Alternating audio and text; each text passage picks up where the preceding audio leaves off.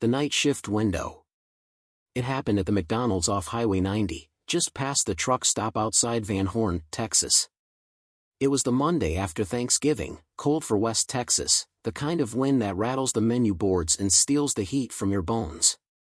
I was working the graveyard shift alone at the drive-thru window from midnight to 4. My manager, Luz, ran the front counter and kept disappearing to balance drawers. Our cook, Miguel, sang quietly to the fryer to keep himself awake. It was 1:12 a.m. when I first saw him. We'd been slow all night. A single semi rumbled through for black coffee, then nothing but the hiss of the soda machine and the occasional pop from the fryer oil. I was standing at the drive-thru window with the headset on, watching the empty lane through rows of hard frost clinging to the glass. That's when a man stepped into the narrow pool of light under the canopy and looked straight at me. He wasn't threatening. He was just there.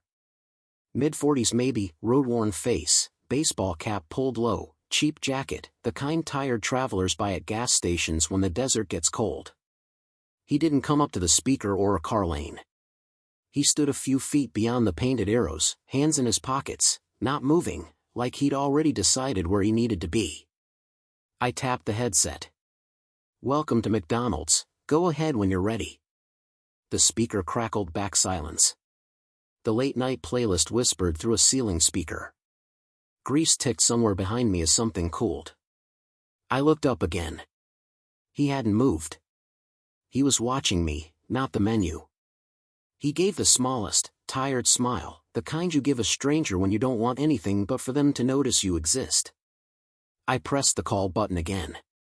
"Sir, if you're ordering, you have to pull up to the speaker."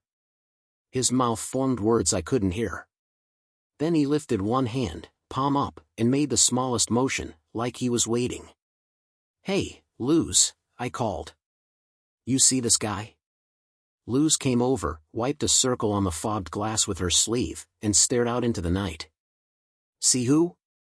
"Out there, by the lane." She squinted, frowned, then shook her head. "There's nobody, Mija. Go check the camera." I ducked under the window, stepped into the tiny office, and pulled up the drive-thru feed.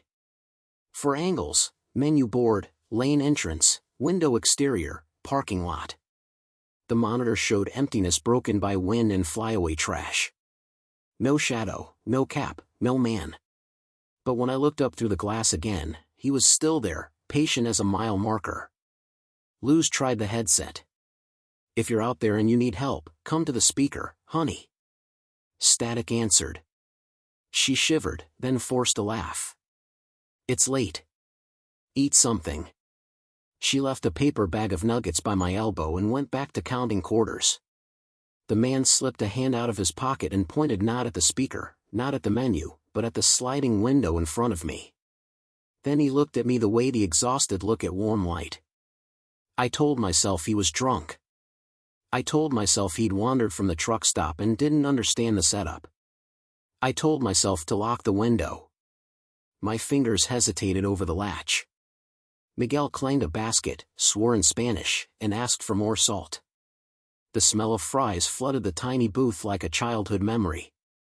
When the smell reached the glass, the man closed his eyes for a second, his mouth bending in something that was almost relief. I unlatched the window, slid it open a cautious inch. "Sir? You can't order here." Wind pushed in and took the heat. He didn't step closer. He didn't even shift his feet.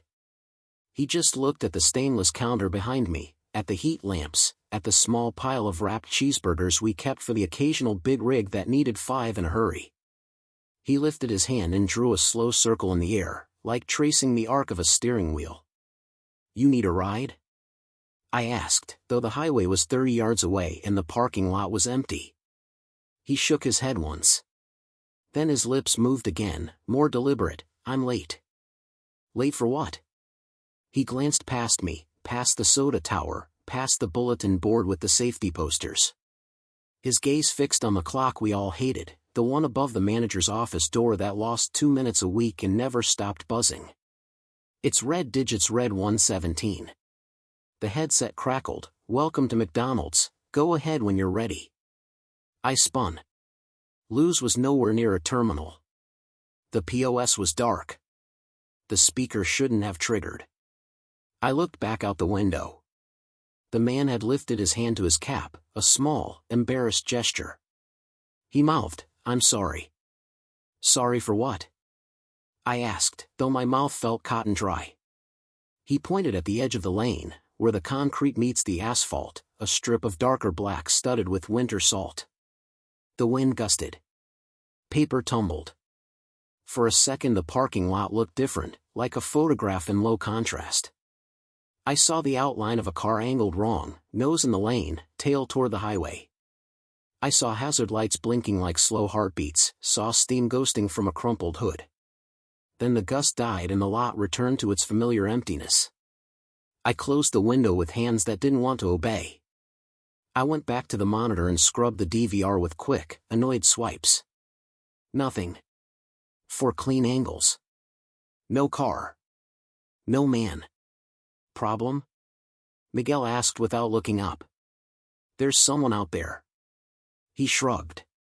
"There's always someone out there." It wasn't fear that set in first.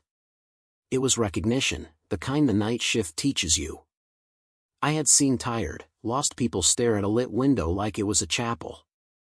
I had seen men press their foreheads to warm fries and breathe like they'd made it through something. The only wrong thing here was that the cameras refused to agree that any of it was happening. At 1:23 the speaker dragged out a long breath of static and then a voice, mine, recorded earlier in the night, said, "Pull forward to the second window, please." My skin crawled. Luz came back, frowning. "Who's playing with the PA?" "No one," I said. "He's still there." "Who?" "The man by the lane." She stared through me, through the glass, into the night. Her face changed the way people's faces change when they put something together they didn't want to know. She set down her clipboard. "Don't open the window again." "Why?" "Just don't." Her hands trembled, barely, and I saw a number on her wrist in pen, 3:17. It was the time she used for drop schedules.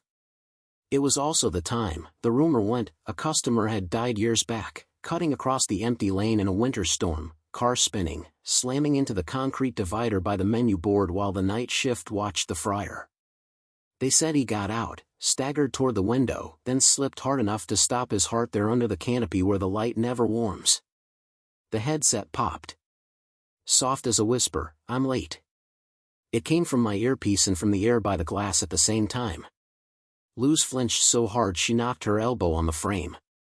"Enough," she said, more to herself than to me. She reached up, took the headset off my ear, and set it on the counter like it was a hot pan. "Go do a nugget count." I didn't move. I looked at the man again. The wind lifted the brim of his cap. His face was clearer now, a small scar on the chin, wind-burnt cheeks, the kind of eyes that had watched too many white lines run under too many tires. He repeated it, not pleading, not angry, just stating a fact, "I'm late." Then he pointed again at the clock. The clock ticked over to 1:24, then flickered. For a heartbeat every red segment lit at once, a bright, wrong rectangle on the wall. The store dimmed, like the power had taken a breath. The fries stopped bubbling. The soda machine hummed down a note. The silence had weight. When the light returned to normal, the clock read 3:17. Miguel swore from the fryer. Power surge. Luz closed her eyes. "Okay," she said, shaky. "Okay." I slid the window open before she could stop me. The cold tore at my fingers. The man didn't move toward me. I held up a small bag I hadn't realized I'd packed, a cheeseburger, fries, the simplest thing we make, the one that smells like warmth and childhood and something uncomplicated. I set it on the ledge. "For the road," I said. "For the delay." "I'm sorry." He looked at the bag like he was trying to remember how to reach for things. Then he shook his head, almost smiling at his own stubbornness, and pointed not at the food but at me. He touched 2 fingers to the brim of his cap. "Thank you," the gesture said. "Not for the food. For seeing me." He stepped back once, then once more, and the hard frost on the glass blurred his shape like snowfall. The wind swept the lane. A napkin skittered along the curb. The faintest smell of gasoline crept in and then was gone. The clock above the office door blinked back to 1:24. We stood there, breathing like we'd run. The headset lay on the counter with the mic light off. The fryer resumed its soft rage. Somewhere behind the store, a diesel engine downshifted on the highway and faded into the black. "Who was he?" I asked. "Someone who didn't make it," Luz said. "Someone who tries, when it's cold and quiet, to finish what he started." We didn't tell the morning crew. We didn't call anyone. But at the end of shift, when the sky went gray over the line of mesquite and the first long-haul rig turned into our lot, I tucked a single ketchup packet into the bag and took the food outside. The concrete was wet where the frost had melted in an odd, narrow shape, like footprints had become water and then nothing.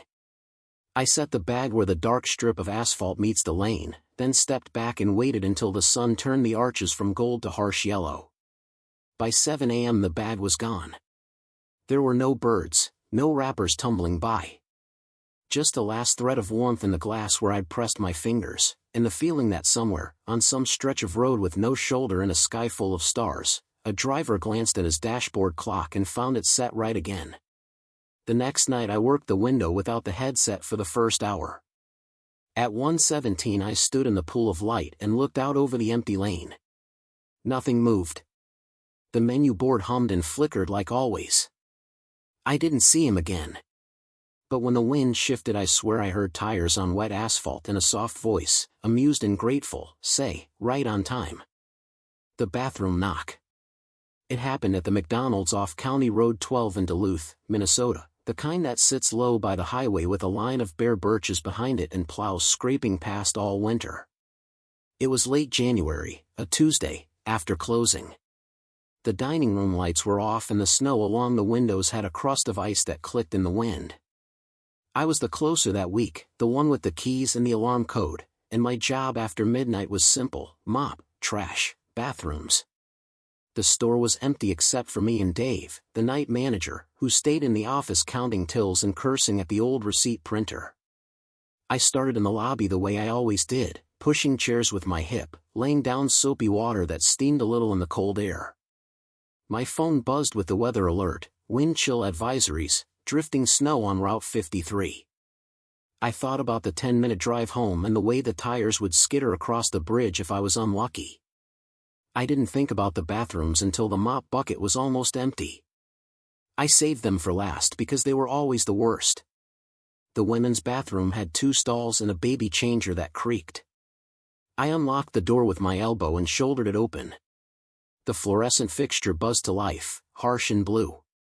The heater made its dry rattle under the sink. I propped the door with the yellow wet floor sign like always and went into the first stall with the spray bottle and the rag. I had just bent to scrub the base of the toilet when someone knocked on the outer bathroom door. 2 quick taps, neat and definite. It sounded like the knuckles of someone polite. "Closed," I called without looking up. "We're closed." "Doors propped for cleaning." No answer. I sprayed the hinge plate, wiped. The mirror over the sink was streaked with melted snow flung by gloves. I stood and reached for the paper towel roll, and the knocking came again. 2 taps. Exactly the same rhythm. Not harder. Not impatient. Just as if I'd failed to hear the first time. I stepped to the doorway and leaned around it into the hall. The dining room was a pool of shadow behind the counter equipment. Dave's office light glowed through the tiny window near the walk-in. No movement. The bathroom door was where I'd left it, propped open by the sign. "Dave?" I called. "What?" he shouted back. "You need the restroom?" "No." "Hurry it up. Snow's getting worse." I went back to the sink and worked the glass with circles until the streaks vanished. The air had the usual mix of disinfectant and cold winter coats. When I lifted the trash can liner, a draft came under the outer door and flicked the edge of the changing table. It made that little go-like squeak it does. The hairs on my forearms lifted. I told myself it was the wind sneaking under the drive-thru window gap. I emptied the trash into the big black bag and tied a loose knot. When I turned to leave, the stall door I had just cleaned pushed inward an inch and stopped, then swung closed with the soft click of its latch catching. I stood still. The heat rattled. A drop from a loose pipe ticked into the sink. I reached out and pressed the stall door with 2 fingers. It resisted for a second, then yielded, like someone had been leaning on the inside and stepped back. The space behind it was empty. The knock came a 3rd time. 2 taps. Not on the outer door now, but on the metal of the stall wall, right next to me. It was so close the sound came into my bones. I didn't jump. I didn't scream. I did something stranger, I knocked back. 2 taps. Same rhythm. I don't know why. Maybe because the sound was so careful. Maybe because I had that sudden sense you get when someone quiet is trying to say excuse me without words. There was a pause. I could feel the pause, long enough for my breath to fog and fade. Then, very lightly, 2 taps came from lower down, like small knuckles near the child's height. "Okay," I said aloud, voice small and all that tile. "I'm almost done." I didn't call for Dave. I didn't leave. I finished fast, working methodically but with my skin crawling, because some part of me believed that if I respected the routine, if I acted like nothing was wrong, it would be fine. I mopped the floor in tight, perfect rows. The mop head squeaked in the same pattern every turn. I backed out and pulled the yellow sign, and when the door closed, the knock came again from the other side of it. 2 taps. Same little grace note of patience. "Closed," I said, louder. "We're closed." Dave came out of the office then, rubbing his eyes. "You good?" "Yeah." He peered past me at the door. "You hear that wind? Sounds like somebody knocking." He grinned, because people grin when they're not sure what else to do. "Finish up. I want to set the alarm in 5. The men's room was easier. I did it quickly, listening for taps that didn't come. When I came back out with both trash bags, Dave was by the front door, twisting the deadbolt back and forth to feel the bite of the metal. Snow swirled beyond the glass like static. On the window, where kids pressed their faces in summer to look at play-place toys we don't have anymore, there was a patch of fog the size of a handprint. It faded even as I looked at it. We set the alarm and locked up. The wind grabbed the door and tried to pull it from our hands. It was the kind of cold that makes your teeth hurt. I hauled the trash to the corral while Dave scraped the glass with a dull-edged tool. On my way back, I looked at the women's room window. A sliver of light shone under the drop ceiling in there. Maybe the fluorescent was still warming down. Maybe it was just the highway throwing light strange through drifting snow. I told myself both things at once and chose the one that let me drive home. The next night the knocks started earlier, before closing, when customers still moved through the dining room in their winter boots.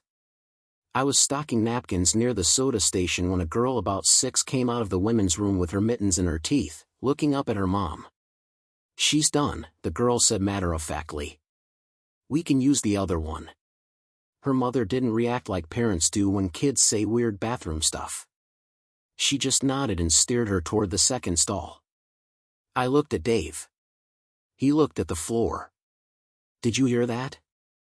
I asked when they left. "Don't start," he said.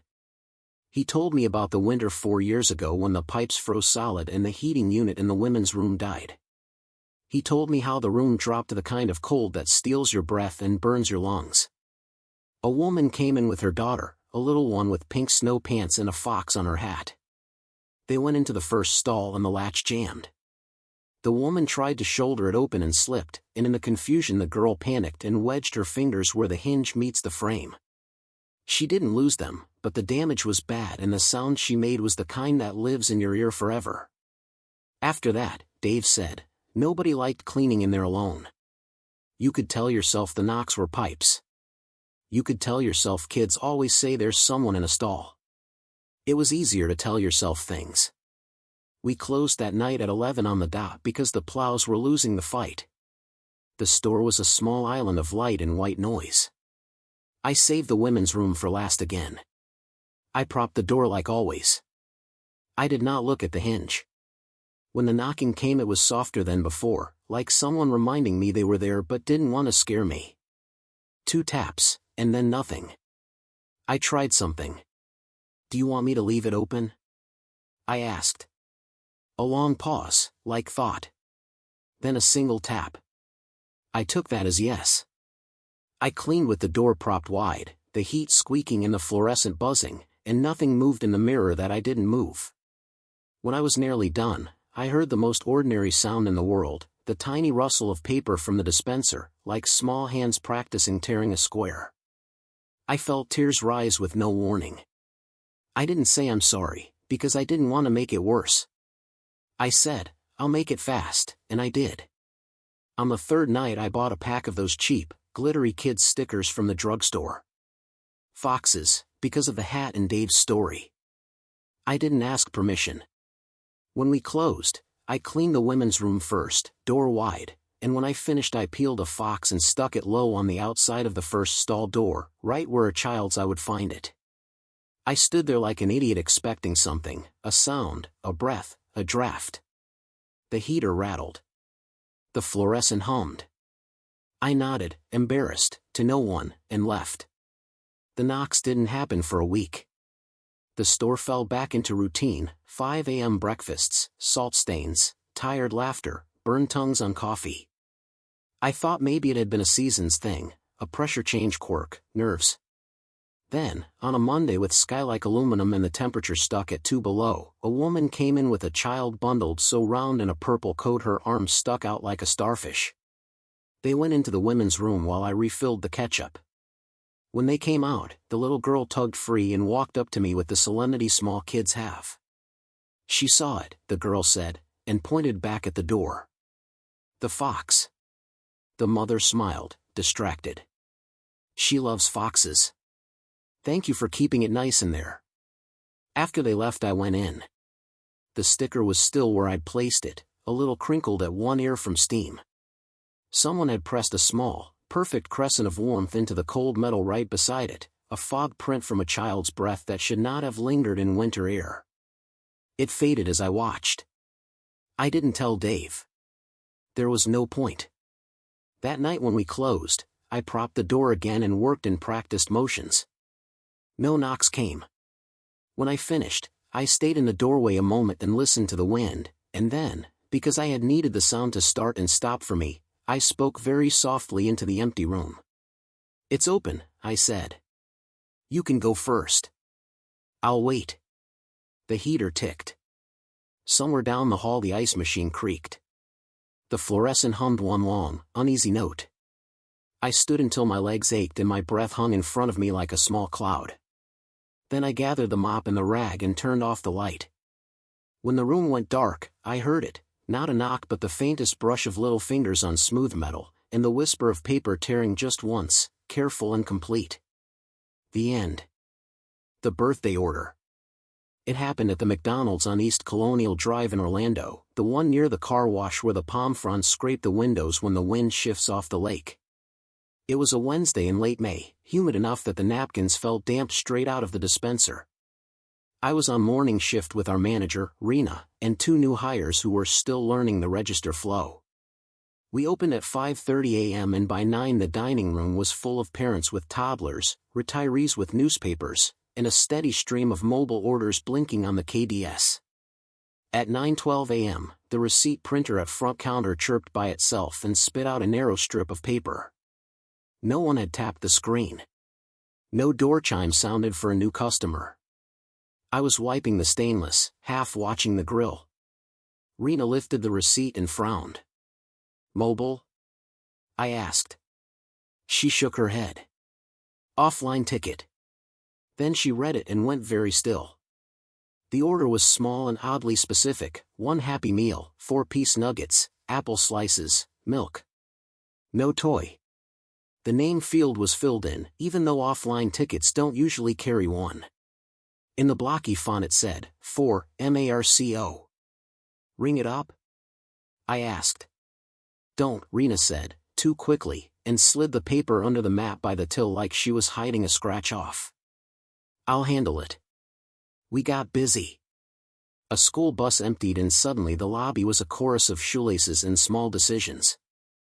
I worked the nugget station, counting 4s and 10s, setting timers by instinct.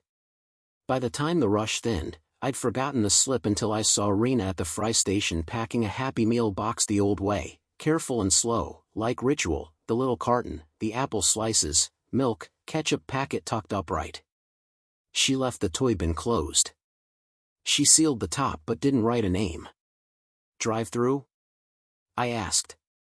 No, she carried it to the end of the counter and set it there, by the napkins. It sat in the bright light from the front windows, a red and yellow gift in a morning full of noise. Nobody claimed it. After 10 minutes she took it back, replaced the milk with a cold one, then set it out again. The box waited like something was late. At 9:31 the receipt printer chirped a second time. Another offline ticket slid out. Same order. Same spacing. Same name. Rena didn't flinch. She lifted the slip, glanced at the clock, and put the receipt under the mat with the first.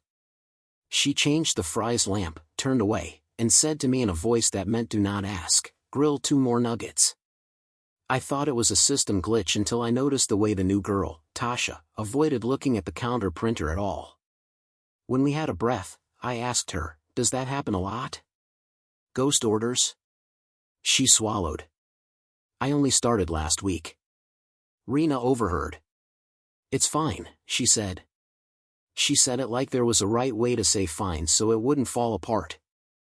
At 10:04, with the breakfast board pulled and lunch prices live, the printer chirped again. The order was identical down to the spacing in 4, Marco.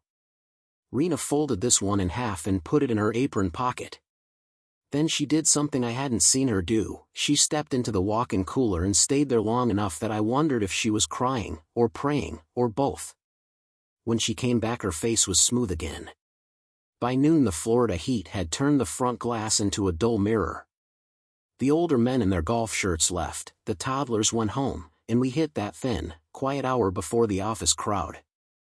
I was restocking sauces when a woman about my age came in alone. She moved like someone who has learned to avoid birthdays, careful around balloons, eyes down when the loud songs start. She went straight to the counter, looked at the Happy Meal box still sitting there, and then at Rena. "Is it today?" she asked softly. Rena nodded. "Today." The woman pressed her lips together and left without ordering. She didn't glance at me. She didn't have to. The shape of the absence moved with her like a shadow. After she left I washed my hands and, before I could talk myself out of it, asked Rena, "Who's Marco?" She wiped the counter once, then again, though it was already clean.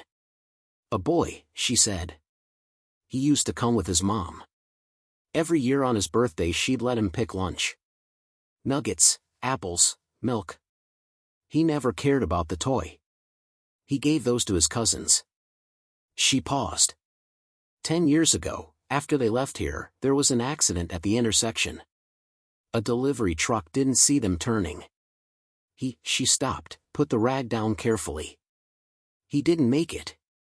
I tried to picture the car leaving the lot, the blinker, the moment before. The light outside was so hard it made the arches look like metal instead of a promise. "And the orders?" "The first one printed the next year," Rena said. "Same day, same time. No toy." The name line filled in by itself. I thought it was a joke or a glitch. I called support. They said offline tickets can't carry a custom name. A minute later another slip printed, and I made the box we always made for him, and I set it there. She tapped the counter. A woman came in. She stood where that lady stood, looked at the box, and left. I kept the receipts. They come every year. 3 slips before noon, 1 at 4 in the afternoon, 1 last at 6:12. If we pack the order before the last one, the printer does one more thing. "What thing?" She didn't answer. She went to the printer, checked the paper roll, cleared the queue that wasn't there. "You'll see," she said, not looking at me. At 4 p.m. another ticket printed. The exact same words. For Marco. Rena made the meal again, replacing the fries to keep them hot, switching the milk, settling the carton like you settle a blanket on a sleeping child. Still, no one took it. We worked around it, a small red box in the corner of the afternoon. Customers came, cups stacked, the soda hissed and foamed. The box kept its shape. At 6:06, the sky outside already dimming, the printer clicked once, then twice, then fell silent. Rena stared at the clock. If it's going to happen, she said, it happens at 6:12.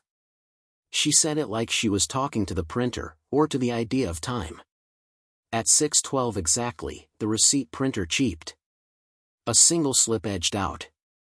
Rena didn't touch it. The dining room had emptied as if on cue. The air conditioner hummed. Somewhere in back, a compressor kicked on and off. I reached for the paper. The words weren't the order this time. In the same blocky font, the printer had made a sentence where the total should be. Thank you. I'm here today. The letters were uneven, like the machine had had to think too hard to form them. The paper trembled in my hand a little, and I pretended it was the fan. Rena exhaled like she'd been holding her breath for an hour. She nodded toward the box. Take it outside. Where? You'll know. I carried the Happy Meal out through the side door. The evening heat lifted the smell of fries into the parking lot, drawing a gull to the light pole and then sending it away again. Cars slid past on Colonial, windows up, music muffled. I didn't know where to put the box until I saw the small triangle of shade by the curb, right where a child's eyes would be level with the arches. I set the meal there, tucked in toward the wall so it wouldn't blow. I stood a moment with my hands empty and felt foolish for waiting for something to happen. Nothing dramatic did. No cold wind, no shifting lights. A minivan pulled in, a teenager checked her phone, a bus sighed at the stoplight. I went back inside. Rena had pinned the last receipt on the corkboard in the office, next to a photocopy of the first one. They were the same except for the dates and the edges yellowing with time.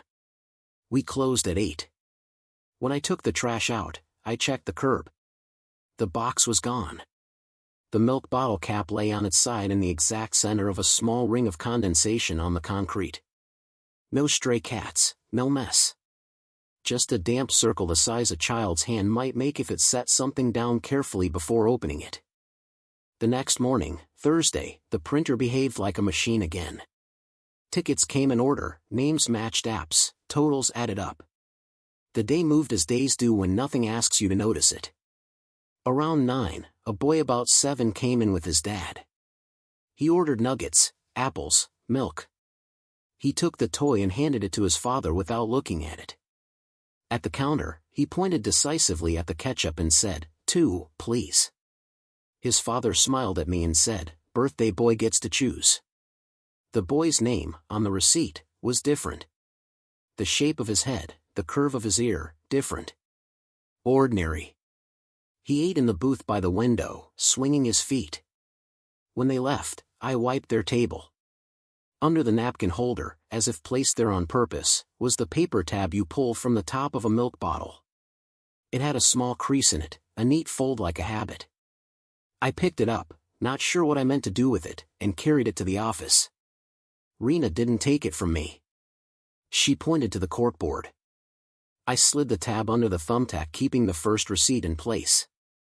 It made a tiny cracking sound as the tack pierced it, and for a second I had the strangest urge to apologize out loud, the way you do when you bump into someone in a crowd. We worked the rest of the shift. At 9:12 the next day, nothing unusual printed. A week passed, then 2. We learned the new breakfast wrap build, fixed a dying shake machine, argued about playlists. But when May came around again a year later, on a Wednesday, the printer chirped at 9:12, and Rena and I didn't have to say anything at all. The end. The freezer room. It happened at the McDonald's on the edge of Kearney, Nebraska, the one set back from the interstate with a line of grain silos in the distance and a steady freight hum you only notice when the fryers are quiet. It was the first week of February, a Wednesday, dead of winter cold that made the door seals groan. I was on closing with two others, Kenya on front counter and Ross on grill. I was still new enough to say yes to everything, so the walk-in freezer inventory fell to me. We shut the dining room at 11 p.m. and kept drive-thru rolling until midnight for the last few trucks. The wind pressed hard against the back door by the dumpster, and every time it thumped the building I felt it through the tile. After the last order, Kenya counted drawers and Ross scraped the flat top in tight, irritated circles. Our manager, Pete, was in the office finishing the deposit. "Do the freezer first," he said without looking up. "Temperature's been jumpy. Don't prop it with the tub like last time. OSHA will eat me." The freezer door is a heavy white slab at the far end of the prep hall, past the bun rack. The metal handle is cold even through gloves, and it sticks just enough to make a new person yank too hard. I grabbed the inventory clipboard and a Sharpie and pulled on a pilled store hat. On the way, I passed the laminated safety sheet about entrapment. It shows a smiling cartoon hand pressing an illuminated release button and promises if the door swings shut you can let yourself out. The release button on ours is an older model with a rubber cap that cracks in the corners.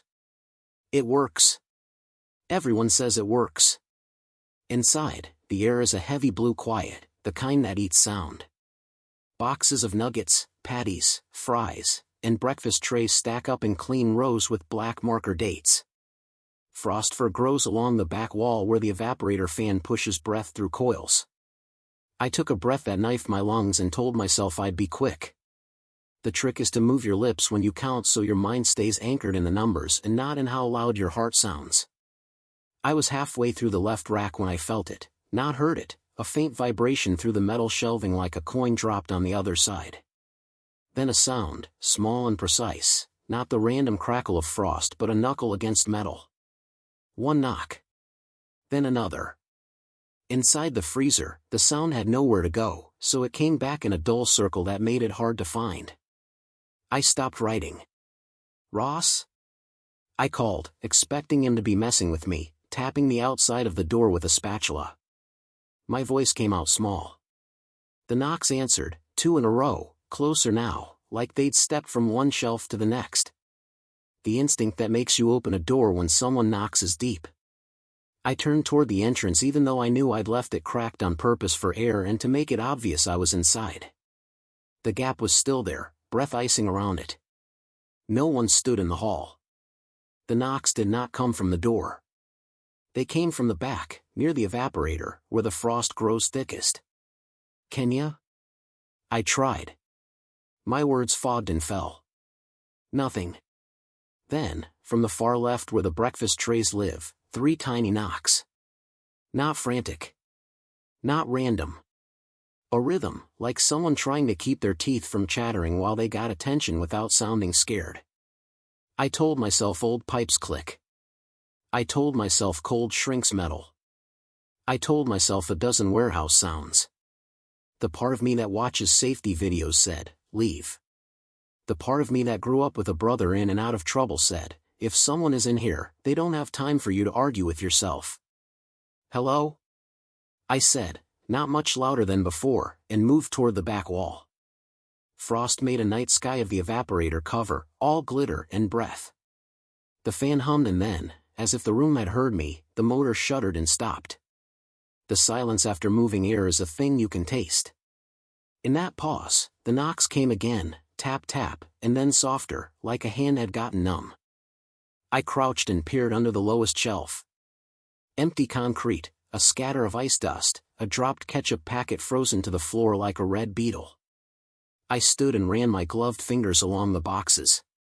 The plastic wrap on a stack of pancake trays crackled. Behind it, faint but certain, a scrape like cardboard shifting. I slid the box out and pressed my ear to the cold rack.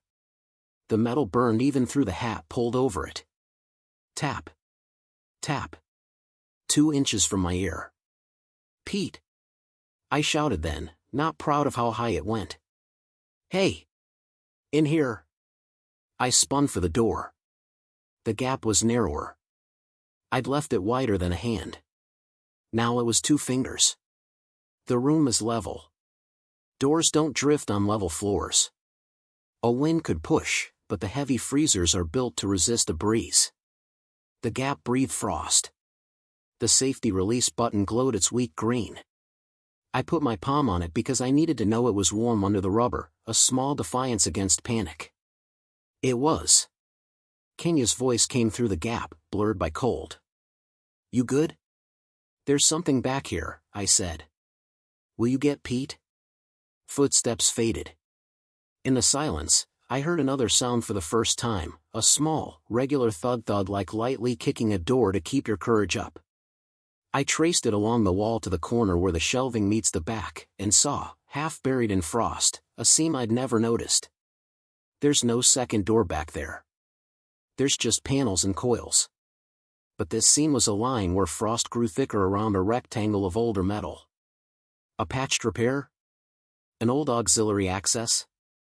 The knocks came from inside that blind panel, left of the evaporator fan, low to the ground, at about the height of a person curled tight to hold their heat. I pressed my glove to the panel and felt not warmth, of course not warmth, but a deeper cold when the knocks landed, as if the vibration itself had temperature. Hey, I said, as gently as the air would let me. I hear you. The knocking stopped. A wipe sound followed, as if small fingers skated across hoarfrost trying to make letters. A shape formed and then blurred, maybe an M, maybe just my need. The door creaked. The gap closed to a sliver and then shut with a soft, absolute thud. The fan stuttered and started again, a long, resigned moan. The green button on the safety release looked smaller than before, like a toy promise. I didn't press it.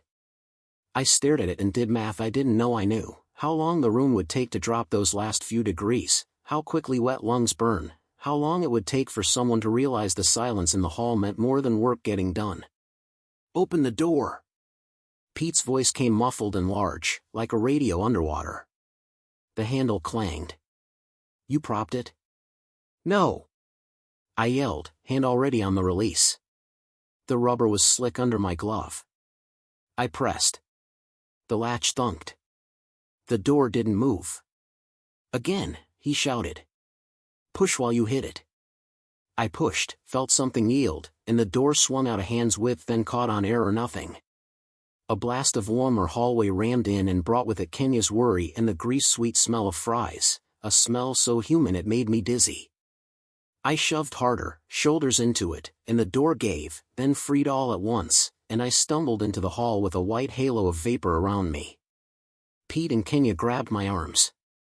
Why didn't you prop it? He demanded. Then, softer, you okay? There's someone in there, I said. The words were ridiculous in the well-lit hallway. Back panel. Low. Pete went still in that specific way managers do when they want not to understand and start to anyway. He glanced past me at the frost breathing out of the door. Kenya, go hit the breaker for the evaporator. He and I stepped back inside together. The fan died.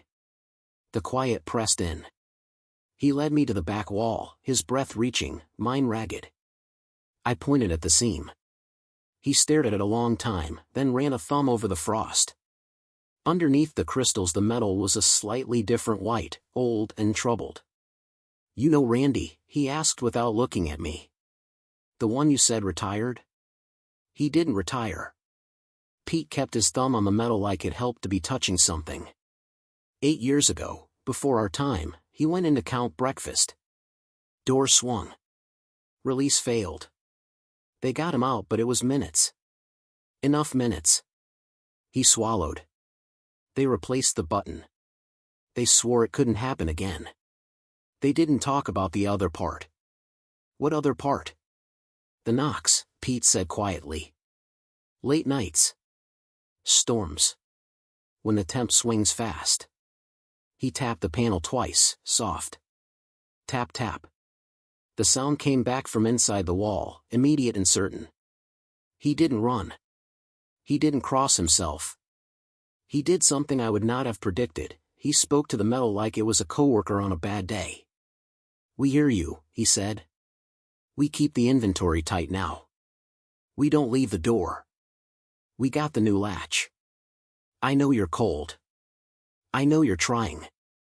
From the panel came, impossibly gentle, 2 answering knocks.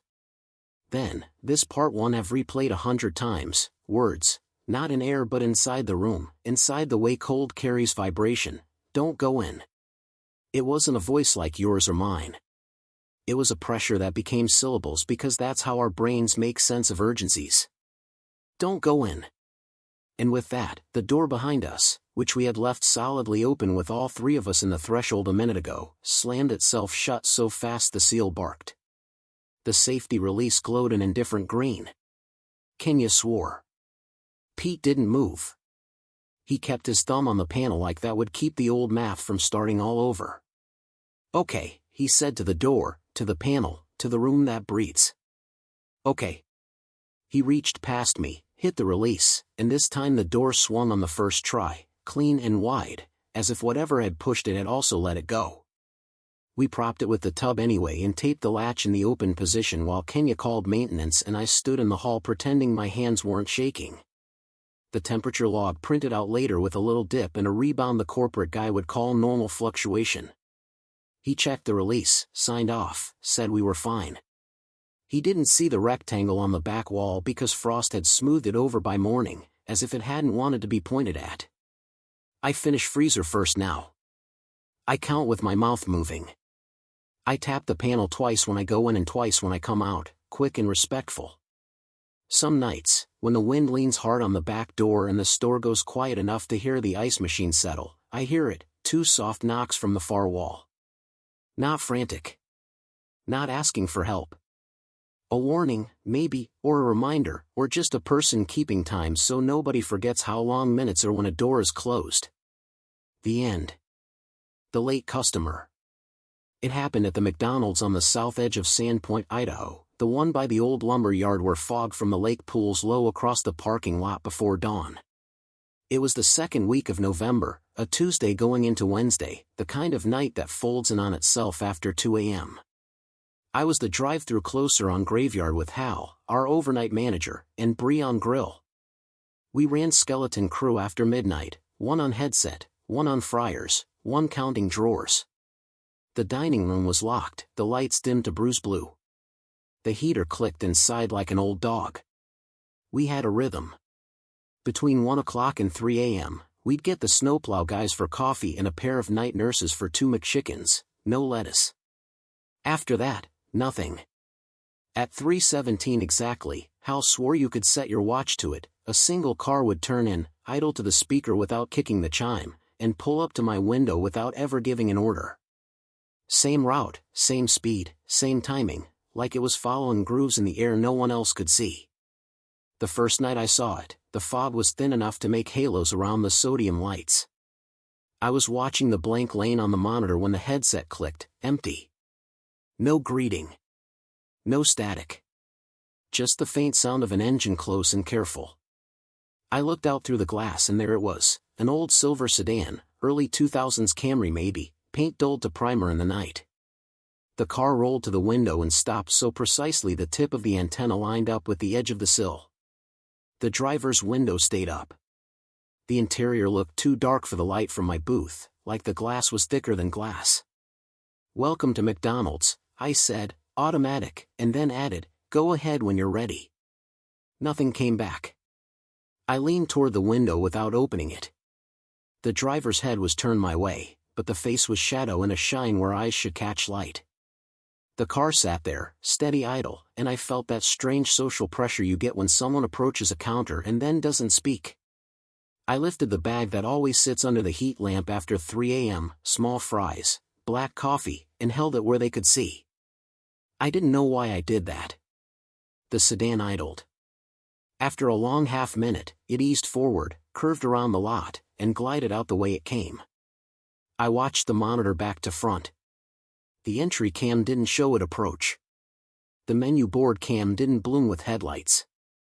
The exit cam caught a smear of brightness, as if the camera lens had taken a slow breath. The lanes went back to empty. Hal walked up behind me and didn't have to ask what I'd seen. 3:17, he said, scratching the back of his neck under the cap. "He's punctual." "He?" I asked. Hal shrugged. It reads that way. He told me the story because managers tell you what they think will keep you steady. 2 winters back, first storm of the year, a delivery over at the lumber yard ran late. A driver cut into our lot to turn around, clipped the concrete island by the speaker, and spun across black ice. The car hit the low pole by the menu board at a bad angle. People in the dining room stood up and pointed and then didn't know what to do. The driver stayed with the car. They said he put his hands on the wheel and breathed like he was trying to blow the air back into a life that had already slid off the road. Paramedics came. The clock ticked. The crew kept working because that's what you do between sirens. I told myself stories like that grow edges in the telling.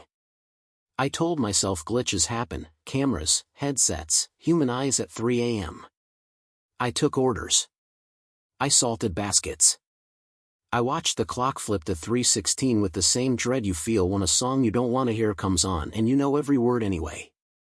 At 3:17 the next night, the sedan returned. It stopped at the speaker. The chime didn't ring. The headset didn't open. It moved forward to the pay window, paused, then slid to mine. I lifted the bag again, fries and coffee. The car's engine ticked in a slow, even rhythm, not the rough idle of something old but a heartbeat measured out. The driver turned their head fractionally, as if deciding whether courtesy still applied. They didn't reach for the window switch. They didn't reach for anything. I opened the slider an inch and cold air came in with the clean smell of wet asphalt. "On the house," I said, and set the bag on the ledge. I had the feeling you get when you leave something at a grave. This isn't for eating, this is for meaning. The sedan didn't move. The fries steamed into the air. Somewhere behind me, oil crackled. The car finally crept forward, slow enough for the antenna to draw a straight line through the fog, circled the lot, and left the way it had come. When we closed, Hal let me see the DVR. We scrubbed the feed from each angle. Lane empty. Empty. At the window, my hand set a bag on air. A ring of condensation formed on the sill and then vanished like breath on glass. On the exit cam, a shape that wasn't a car moved through the edge of frame, dragging a small interference with it that made the timestamp blur for a single second. Hal didn't say gotcha or told you so. He pointed at the timecode and said, 3:17 on the nose. Routine is how you make night shifts bearable. We built one around him. After 3 a.m., I prepped the same bag, small fries, black coffee lid tight, 2 creamers tucked underneath like a secret. Hal printed an extra receipt with the time and slid it under the heat lamp for no reason except that it felt like paperwork made the world behave. Bree, who claimed she didn't believe in anything, stopped whistling when the clock rolled toward 3:17. A week in, the sedan broke the pattern. It arrived early at 3:05. Gliding up the lane like it was testing the rule. The chime stayed silent. The engine sound was there and not there, like white noise tuned to a single note. It stopped at the speaker longer than usual. I felt the weight of it like someone standing behind me too close. At the window, I set the bag down without opening and watched for a hand that didn't come. The car idled. The coffee in the cup sent thin steam into the cold, trace lines that made letters in my head because I wanted them to. For a breath, the smoke looked like SOR, my mind finishing it to sorry because that's the story we prefer to tell about the dead. "Hal," I said, not loud. "Yeah," he said, already at my shoulder. "What does he want?" Hal rubbed his jaw. "I think wanting is over. I think we're the ones deciding what happens here." He tapped the warm lid of the coffee and then, absurdly formal, said into the open air, "You're not late. You're accounted for." The car's brake lights pulsed once, red through fog, and an odd relief went through me like when a stubborn machine finally accepts your PIN code. The sedan pulled forward. At the far end of the lot, it paused for the briefest moment at the exit lane, where the asphalt is patched darker from winters of plows, and then was gone. It kept coming. Not every night, storms scattered it, but enough that my body learned the shape of 3:17. The few times I tried to ignore it, to look hard at the monitor and pretend nothing was happening, a small irritation would start in my chest like a held-back cough. If I stepped to the window, it eased. The night has manners if you meet it halfway. Two things changed it for good. The first was when our store got new cameras. The techs came in daylight, swapped lenses, calibrated angles, and left us crisper images with a blue corporate gloss. The second was when a DOT crew repainted the exit lines in bright white and replaced the dented pole by the menu board with a shorter one. That night, 317 came and went with only the usual truck downshifts on the highway. At 322, the headset popped like a joint cracking in a voice I didn't know I'd been waiting for filled the channel, quiet, deliberate, like words being pushed through a place that doesn't accept them easily. "Order," it said. Just that. My mouth went dry. "Go ahead when you're ready." "Coffee," the voice said, not in my ear so much as in the bones around it. "Black." "Please." A pause. "Pay at the window." "Copy," I said, and my hand shook as I reached for a small cup. Hal's eyebrows went up. He didn't smile. The sedan glided to my window and stopped exactly where it always stopped. This time the driver's window slid down an inch. It made no sound. A hand came up from the dark, thin, pale, the sleeve of vague dark shape you could name if you had to. Not a ghost hand, not a skeleton, just a hand like any other at 3 a.m., palm open to accept something warm. I placed the cup. The fingers were careful, as if heat still mattered. "On us," I said, because anyone with a spine and a heartbeat gets a free small at that hour from me, and because I needed to say something that maintained the rules of a world where courtesy still applied. The hand paused, then turned and placed something flat on the sill. A receipt. The printed time read 3:17. The total was zeroed out. In the tip line, where ink can't print, there was the faintest impression of pressure, like someone had traced letters with a blunt pen. It could have been gratitude. It could have been weather. It looked like 3 vertical marks in a curved one, meaningless unless you had spent a week making meaning out of steam. The window went up. The car rolled to the exit lane, paused at the new paint, and did not vanish on camera. It left like any car leaves, 2 red eyes dissolving in fog. We watched the DVR later and for the first time there it was, fully, in all 4 angles, an old silver sedan, headlights dull, moving in a way cameras could accept. Hal sat back and rubbed his face with both hands, a man relieved by paperwork finally lining up with a story he already believed. "I think that was it," he said. The sedan never came again. 317 became a minute like any other. I still prep a small cup around 3:10, more habit than hope. Sometimes I set it on the sill for a moment before pouring it back into the pot. The receipt with the pressure marks lives in the office, pinned to the corkboard under the inspection scores. The ink has faded to sepia. The impressions in the tip line are visible only when morning sun hits the glass. If you angle your head just right, you can convince yourself you see letters where there aren't any. You can also tell yourself the truth, that something which had been stuck on a loop found the right lane and finished its turn. On quiet nights, when fog sits low and the lane is empty, I still hear an engine that might be a memory. When the clock flips to 3:17, I look out anyway, and the parking lot looks back like an honest thing. I think about the way the brake lights pulsed that one night, a small yes. I think about how many people circle the same point until someone at a window decides to say, "You're accounted for." The end. The manager who never left. It happened at the McDonald's on Telegraph Road outside Dearborn, Michigan, the low, brick one with the faded playground mural and a radio tower that throws a thin shadow across the lot.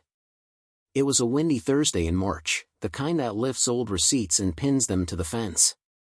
I was on the mid-shift, 2 p.m. to 10 p.m., with Marcus on grill, Jen on front counter, and Omar doing truck. Our general manager, Terry, had left early for a district meeting. By 6 the after-work rush had thinned to a steady trickle, just enough to keep the friars talking. We used the store walkies because the headsets were always short and the drive-thru bass cut out when it rained. The radios were old, black bricks with cracked rubber push-to-talk buttons and a squeal of feedback if you weren't careful. Channel 1 for kitchen, Channel 2 for drive-thru. A laminated card by the office listed the etiquette-like commandments: Keep it short, say your name, no chatter. At 6:17 I was dropping nuggets when a voice came through on channel 1, clear as if the speaker stood behind me.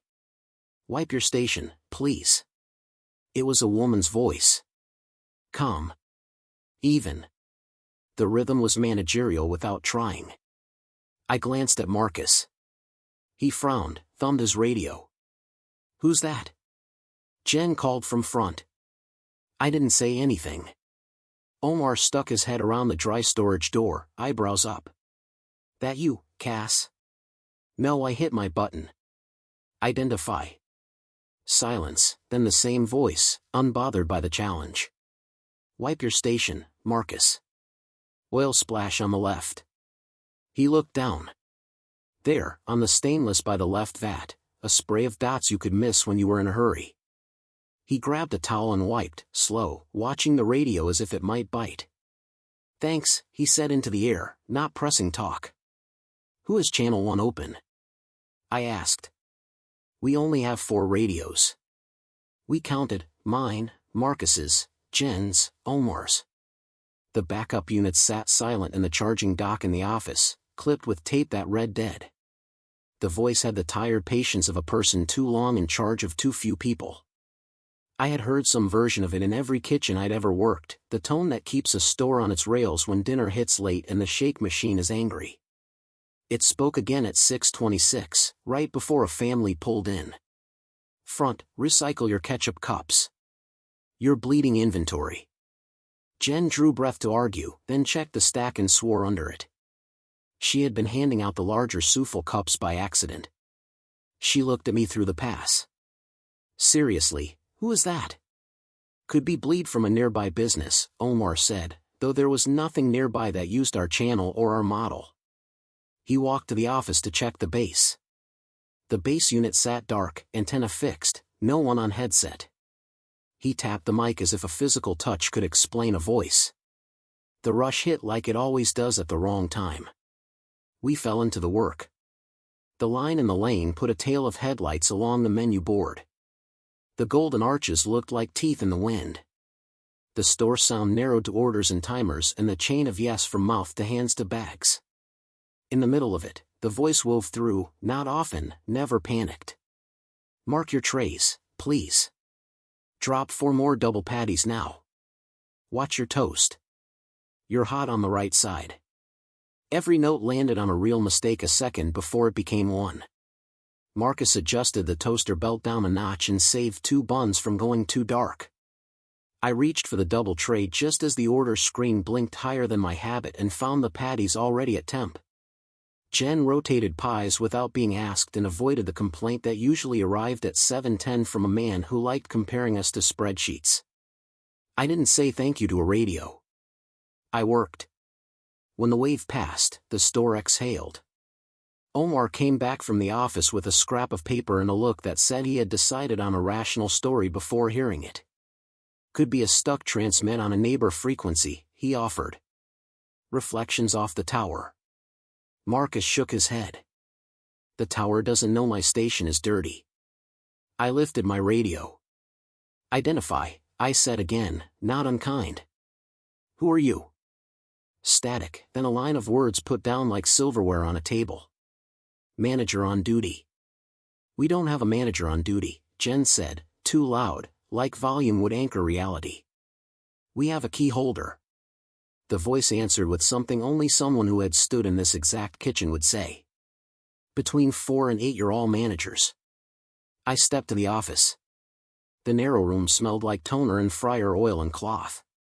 On the corkboard above the desk were schedules, temperature logs, safe counts, and a row of photos and frames that didn't match, managers of the year back to the early 2000s. In the center was a woman in her 30s with close-cut hair and a sideways smile that said she didn't suffer fools. The brass plate on the frame had a name and a year. The year was 10 years back. A tiny black ribbon had been taped in the corner so long ago the tape had yellowed. Omar, I said. He joined me, followed my gaze, and made the small sound people make when an old roomer steps into light. That's Laura, he said. She ran nights. My cousin worked here then. He lowered his voice even though we were alone. She had a heart thing. They said she felt weird, sat down in dry storage, said to keep the line moving while she called her husband. Paramedics took her. She didn't come back. Is this a joke? I asked, but it didn't feel like one. The radios don't record. The cameras don't hear. The office had the simple, heavy quiet of places where clocks are allowed to be honest. On cue, the walkie on my belt crackled. Cass, the voice said, knowing my name without being told. Health inspector tomorrow. Check the gasket on the shake door. I reached for the shake machine door before I could stop myself. The gasket's lower left corner had a frayed split you could tuck with a thumb and hope the inspector missed. I'd been meaning to log it. I hadn't. My face burned, like I'd been caught not by a camera but by someone who remembered every corner you cut to survive a shift. How do we? I started, then stopped. The wind pressed the front glass. The radio hissed, then was ordinary again. We closed at 10. The crew wiped down the line, the way a boat gets wiped after a long day on water, proud and tired whether you admit it or not. The voice came once more, soft as somebody turning off a light. Count drawers in the office. Not out front. Jen, who always counted at front because the vent was cooler, looked offended, then obedient. We stacked quarters under fluorescent hum. The numbers landed true. I dreamed of radios that night. In the morning, Terry texted the group chat, surprise visit passed. Good job on gaskets. I stared at the screen a long time, thumb hovering over the thumbs up emoji like it mattered. Over the next week, the voice didn't appear every shift, only when the store tilted towards sloppy or tired. It never scolded. It corrected. It warned. Twice it said nothing at all until the exact second a small mistake would have turned into paperwork. Once, when a kid in drive-thru got snappy with a customer, the voice came through on channel 2, not loud, not mean. Smile when you say sorry, it said. The kid did. The complaint that would have landed in Terry's inbox at 9:03 the next morning never arrived.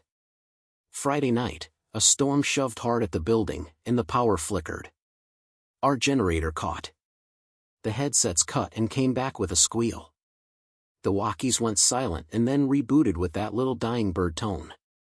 In the dead space before everything regained itself, I heard her as clearly as if she was at my elbow. Back door, she said. I moved without thinking and caught the latch just as the wind took it. If it had blown open, the alarm would have called the police on us, and we would have spent an hour explaining cold air and a cheap seal. I put my shoulder against it and slid the bolt. The radio warmed into static, then to human voices again. I didn't say thank you then either. I made a note on the maintenance sheet and added tape to the bottom of the door. The last time the voice spoke, it chose the one person who hadn't believed and said the one thing that made him quiet. It was a Tuesday close. We were tired. Omar was finishing the safe drop. Marcus was refilling sauces with the glazed focus of a man almost done. I was decompressing the shake machine according to the chart. Jen checked the bathroom log and groaned. Don't forget the store set, the voice said, using the phrase Terry uses when she needs everything perfect for a morning visit. Front glass, top corners. Marcus rolled his eyes at the ceiling. If you're going to haunt us, he said, you could at least clock in. Static, then that even tone that had run this store before any of us did. We already did, she said. Every night. He didn't roll his eyes after that. He wiped the top corners of the glass. We haven't heard her since. Maybe the store learned her habits so well she could step back. Maybe March belongs to her and April to whoever needs it. The radios still squeal. The fryer still snaps. Sometimes when the store is clean enough to see yourself in the stainless and the wind presses against the glass, I feel watched in the good way, the way that makes you square your shoulders and do the checklist without skipping lines. On the corkboard, the photo with the ribbon hangs a little crooked. On slow afternoons I straighten it with 2 fingers and say, out loud, like a manager speaking into a radio, copy. The end. The basement door. It happened at the McDonald's on Route 41 at the south end of Merrillville, Indiana, the low, broad building with sun-faded brick and a roofline that looks a decade older than everything around it. Locals said the lot used to be a roadside motel, the kind with doors that opened straight to the parking spaces and a neon sign that buzzed through humid nights. It was early September, a Monday that felt like late summer, humid enough to make the fryer oil smell heavy. I was on the evening shift with Nate on grill, Kelsey on front counter, and our closing manager, Rhonda, who kept the checklists in a 3-ring binder like they were sacred texts. Around 8:45 p.m., with the dinner rush over and the dining room thinning to stragglers, the air conditioning coughed hard and the lights in the far corner of the dining room flickered. It wasn't dramatic, just a shiver through the bulbs that made the golden arches in the window look like they took a breath. The soda fountain hissed and spat as if the CO2 line burped. I was restocking sauces when I heard it, a single ding from a cash register bell, not the high electronic chirp of our POS, but a small mechanical ring like a bike bell. It came from the hallway past dry storage. "Did you hear that?" Kelsey asked, already smiling like she wanted a story. "It's the compressor," Nate said without looking up, which is what you say when you're cooking and don't plan on chasing sounds. Rhonda glanced at the ceiling tiles like she could diagnose air with eyes. "Finish your tasks," she said. But when she turned away I saw her look at the hallway again. At 9:10 the bell sounded twice, spaced perfectly. Ding. Ding. The sound had a body to it, like a little brass thing you could hold in your palm. Then, from the same hallway, came something I have never confused with pipes or fans: children's laughter. Not a cackle, not a scream, just a quick bubble of kids laughing with their mouths closed, the way they do when they're trying to hide and failing. Rhonda headed down the hall, checklist in hand as if it were a warrant. I followed because that was my section anyway. The hall was narrow, 2 doors left, 2 right, office, dry storage, mop closet, an old utility room we used for seasonal decorations.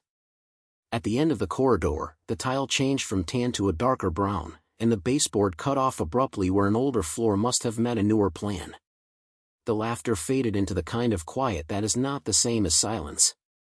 On the right, between dry storage and the utility room, I noticed a door I'd never seen. It wasn't possible that it had been invisible. It was a door, wood-painted the same beige as the wall, recessed a little, with a flat metal handle and a round keyhole below it. The paint around the frame had a hairline crack all the way down, the way old paint splits when wood swells and shrinks across decades. There was a faint scuff across the bottom where shoes had pushed it open once, many times. "Since when is there a door there?" I asked. Rhonda stopped so fast I nearly ran into her. "There isn't," she said automatically. Then she looked, and I watched the way her face changed from certainty to cataloging. "We don't have a basement," she added, as if that answered what I hadn't asked. I set my hand to the handle and felt cool metal, not cold like outside steel, but the temperature of older things that don't match the room. The handle turned without resistance. The door opened inward with a soft sigh, and a smell came up that I felt before I named it: old wax, old paper, a sweet ghost of laundry detergent that used to smell like a brand and now smells like a memory. Stairs led down, wooden, shallow, with a runner tacked in place by wide-headed nails. The runner was a pattern from a cheap hotel, brown diamonds on tan. The light at the bottom was yellow and warm, like incandescent bulbs through smoked glass. "Rhonda?" I asked softly. She swallowed. "Just keep the door open," she said, and she stayed there with her hand on the jamb while I put one foot on the first stair. The wood took my weight with a small groan. I descended careful as a person stepping into an old photograph. At the bottom was a room no bigger than our walk-in cooler, but it felt larger because it was complete. The walls were paneled in thin wood veneer in a shade of honey that made the light look late.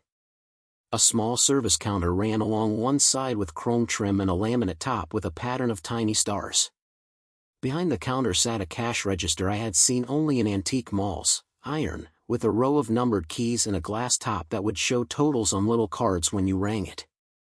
A rack on the wall held paper hats with red stripes. A menu board, hand-painted, offered McSmile meals, 99-cent and orange drink, 10-cent and letters that looked like they had been brushed by someone in a hurry but careful about numbers. The air was cool but not basement damp. In the middle of the room sat two small square tables with chrome legs and white tops.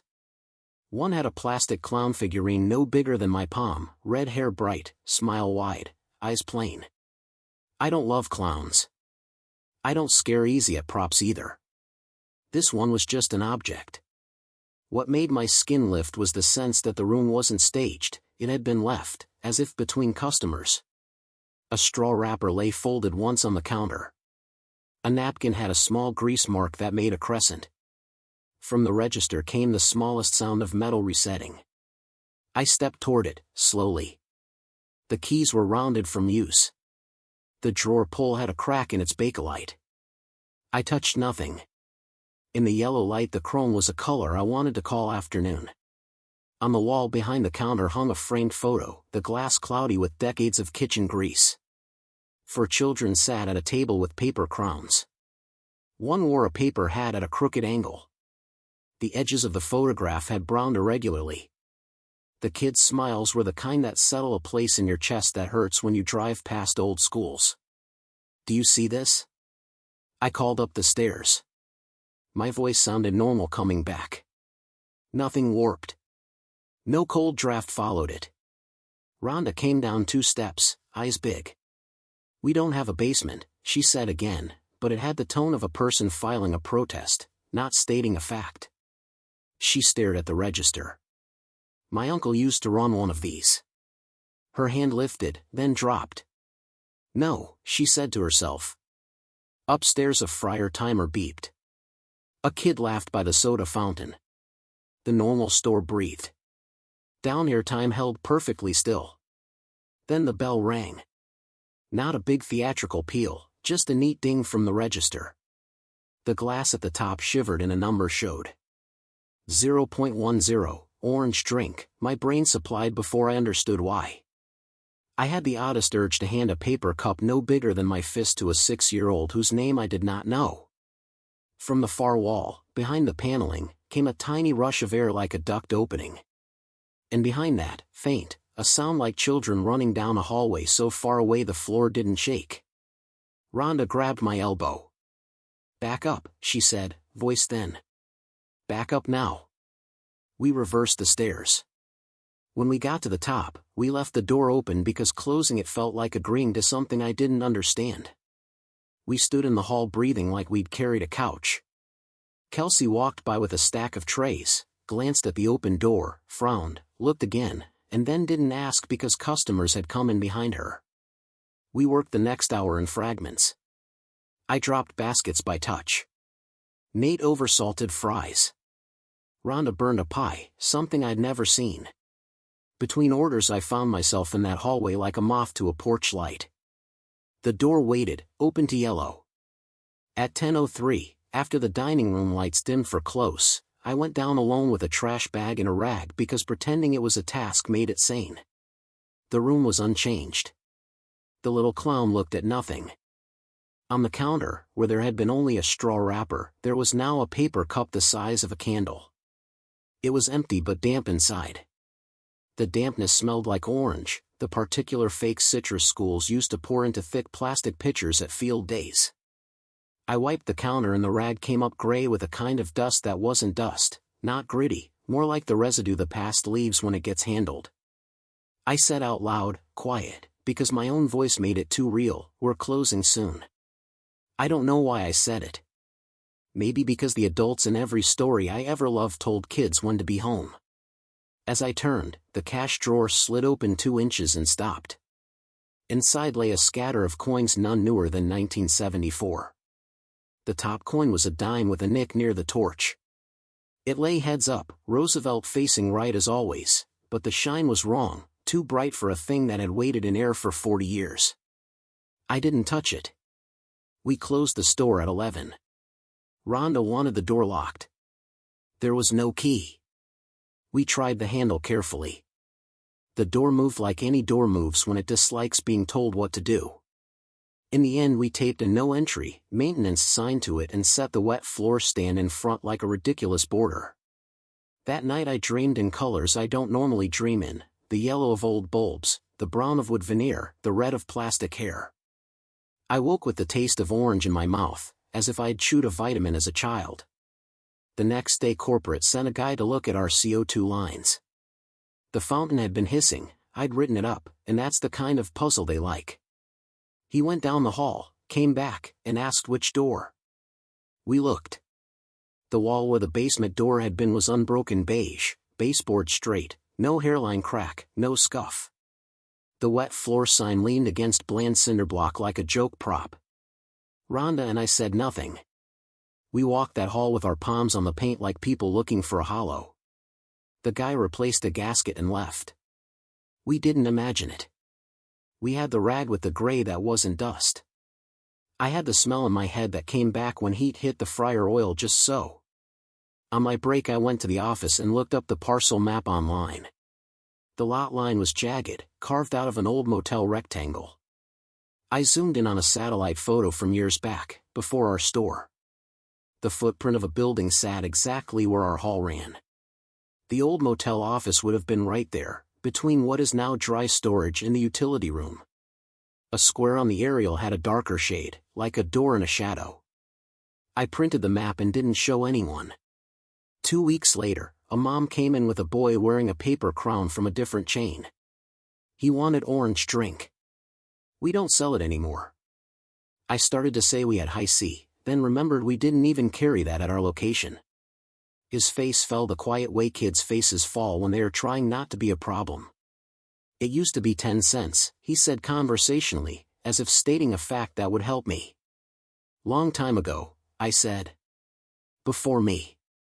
He nodded, satisfied that we were both correct. He bought him milk and smiled at things that weren't here. That night, alone in the hallway on my way to the mop closet, I stopped at the patch of wall where the door had been. I put my palm flat and said, not loud, not asking for anything, we saw you. The wall was just a wall. The air conditioner coughed. Somewhere a kid laughed up front. The sound slid down the hall and into the store where fries fry and teenagers learn first jobs and adults remember complicated things at the smell of oil and ketchup. We never saw the door again. Sometimes in the evening, when the sun hits the front glass at a certain angle and turns the dining room gold, a single ding will carry from no exact place, soft enough that only those of us who were there look up. On a shelf in the office, between the spare name tags and the first aid kit, is a paper cup the size of a candle that no one remembers placing. If you lift it to your face and breathe in, very close, you get a whisper of orange that makes your eyes sting for no good reason at all.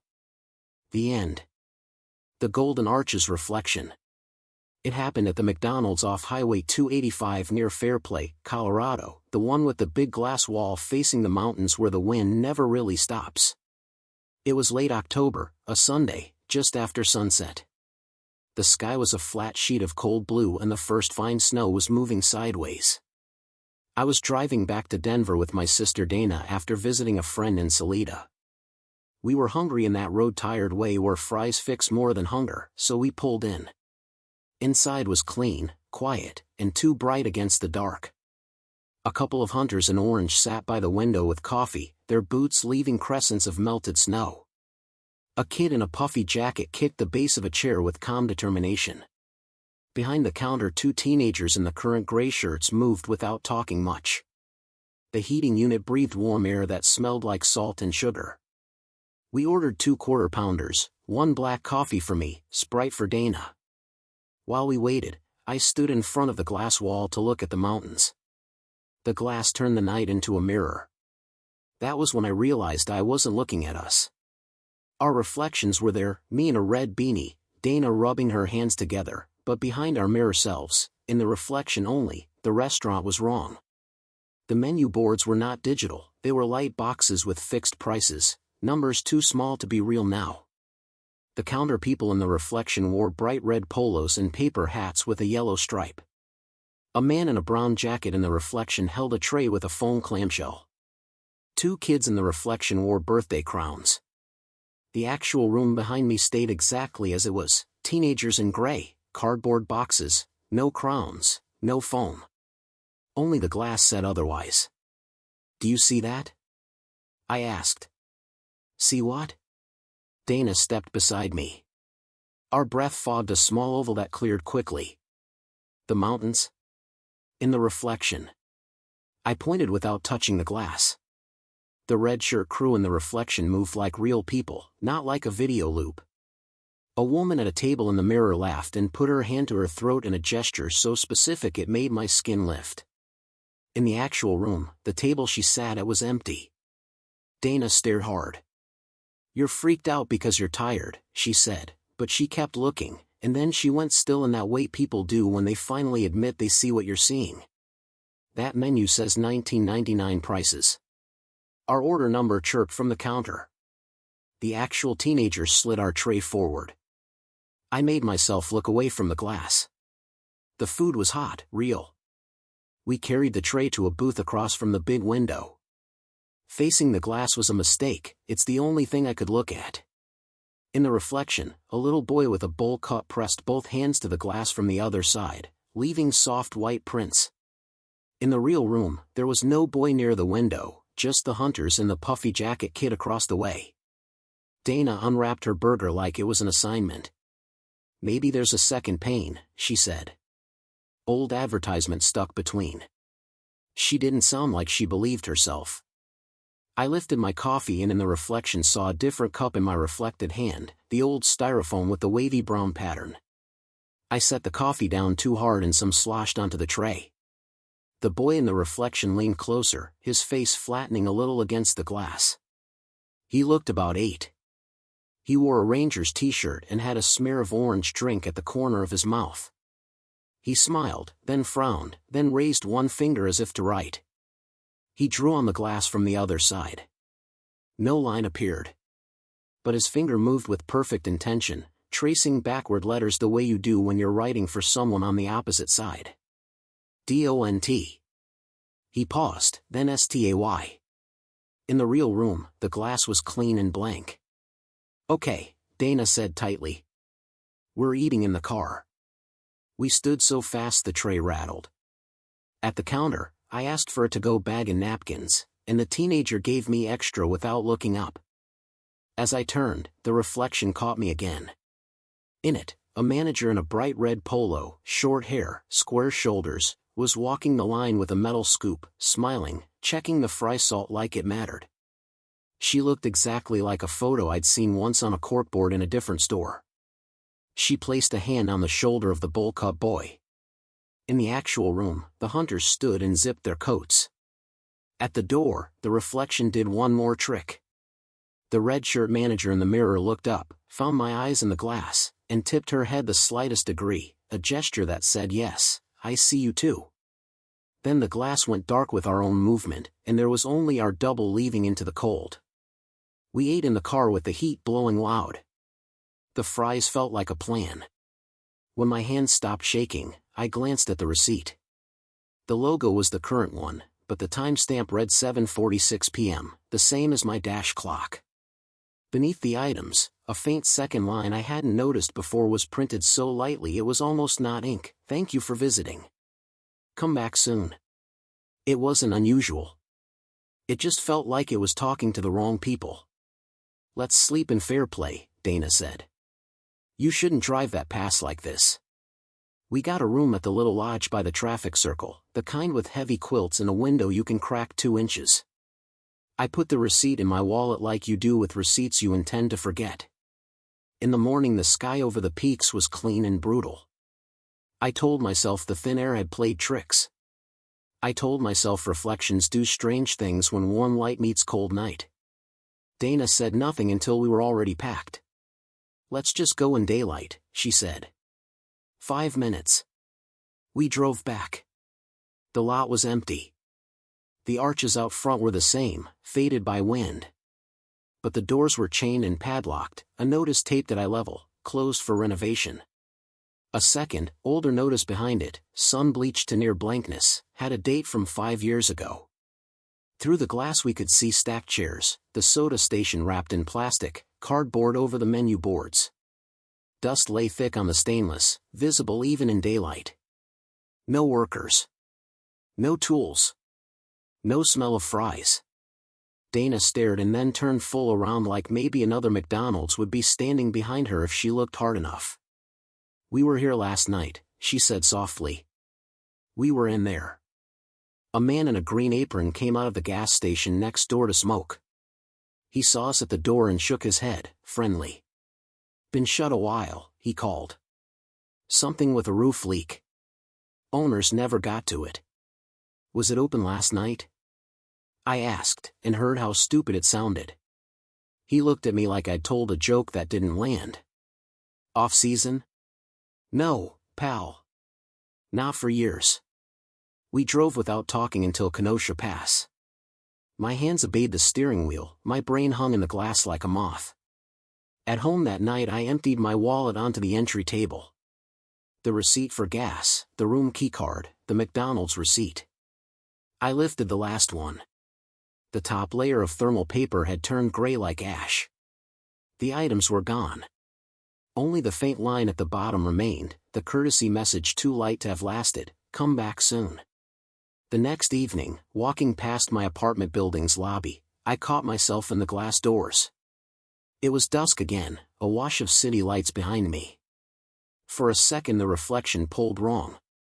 The lobby behind my mirror self had green carpet and a brass mail slot we don't have. A girl I didn't know ran through laughing with a paper crown on her head. My heart thumped hard enough to make my feet feel far away. Then a neighbor came in, the door moved, and our world snapped back into place. I've driven past that Fair Play McDonald's twice since, in full daylight. It's still closed. The padlock is new. The wind still howls at the corners. If you stop and look through the glass at noon, you see dust and stacked chairs and nothing else. If you're there at that hour between sun and dark with snow moving sideways, I don't recommend looking long. The mountains reflect a different light, and the arches hold it like a trap.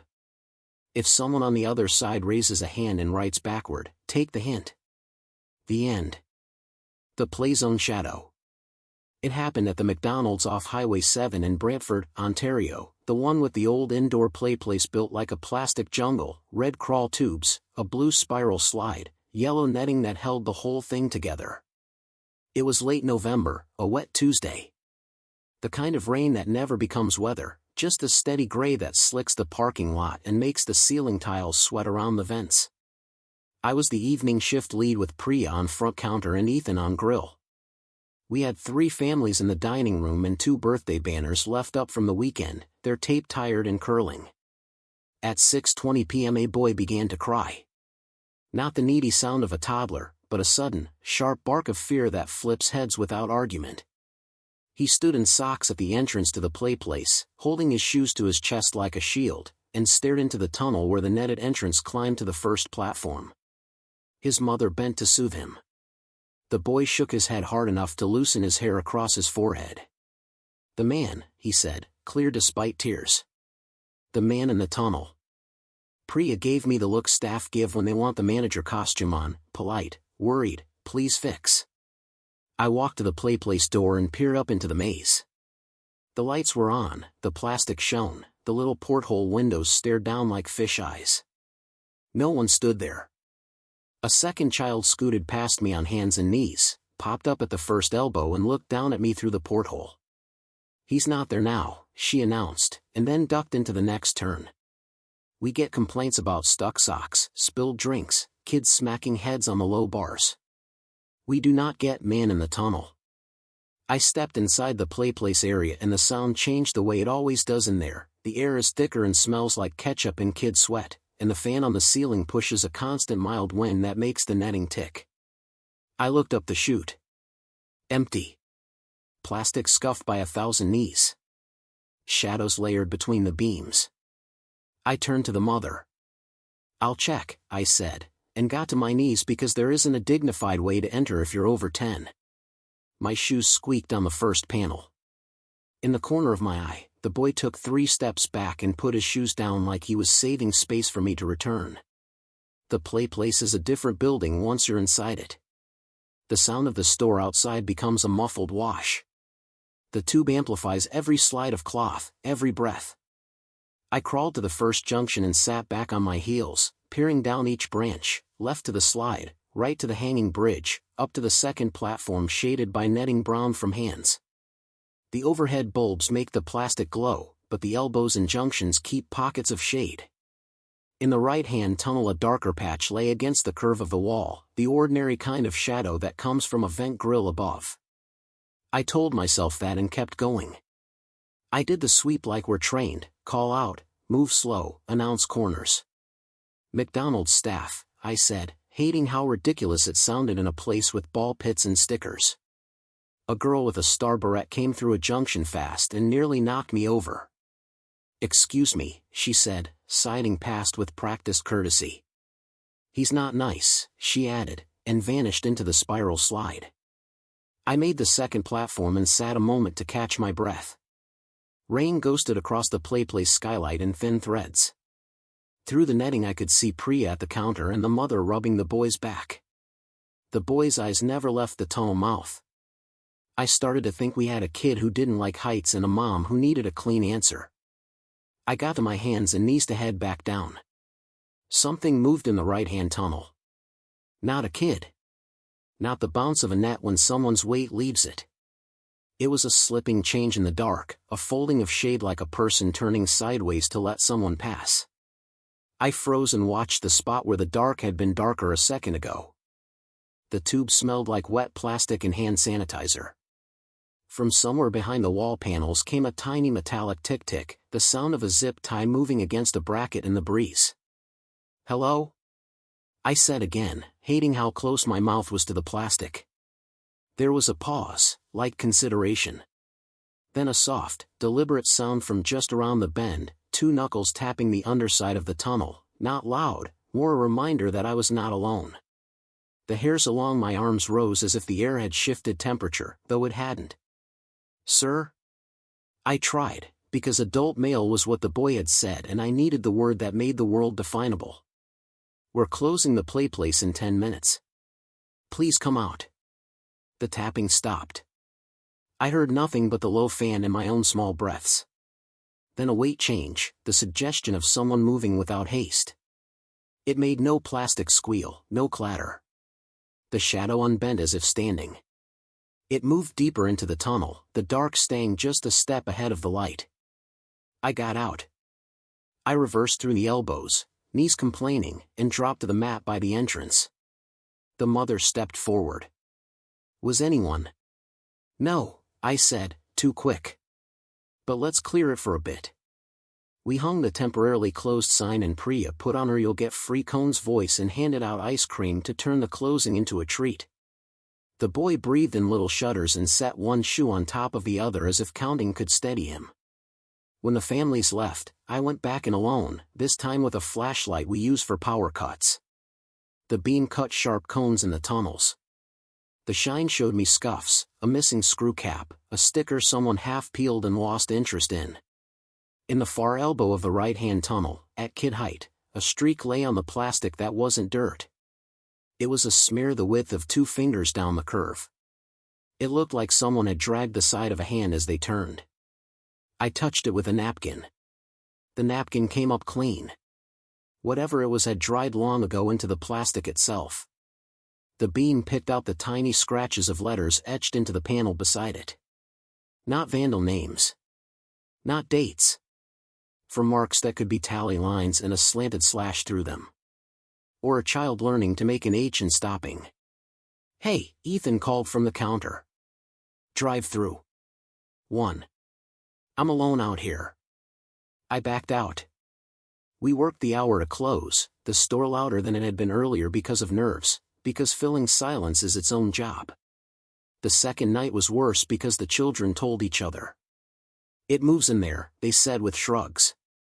"It stands where the net makes the tunnel darker." One kid, older and pretending not to care, reached to the plastic and patted it twice. "You can go," he told nothing. Later his sister wouldn't climb at all and sat in her socks with her feet pressed together, muttering without words. I called Jenna, our general manager. She came with a clipboard and a bright tone. We walked the tunnels. She shone the flashlight, knocked a panel with the butt of it, found nothing and found too much. At the porthole that looks into the far back corner of the structure, the one kids call the lookout, the view includes the storage closet opposite.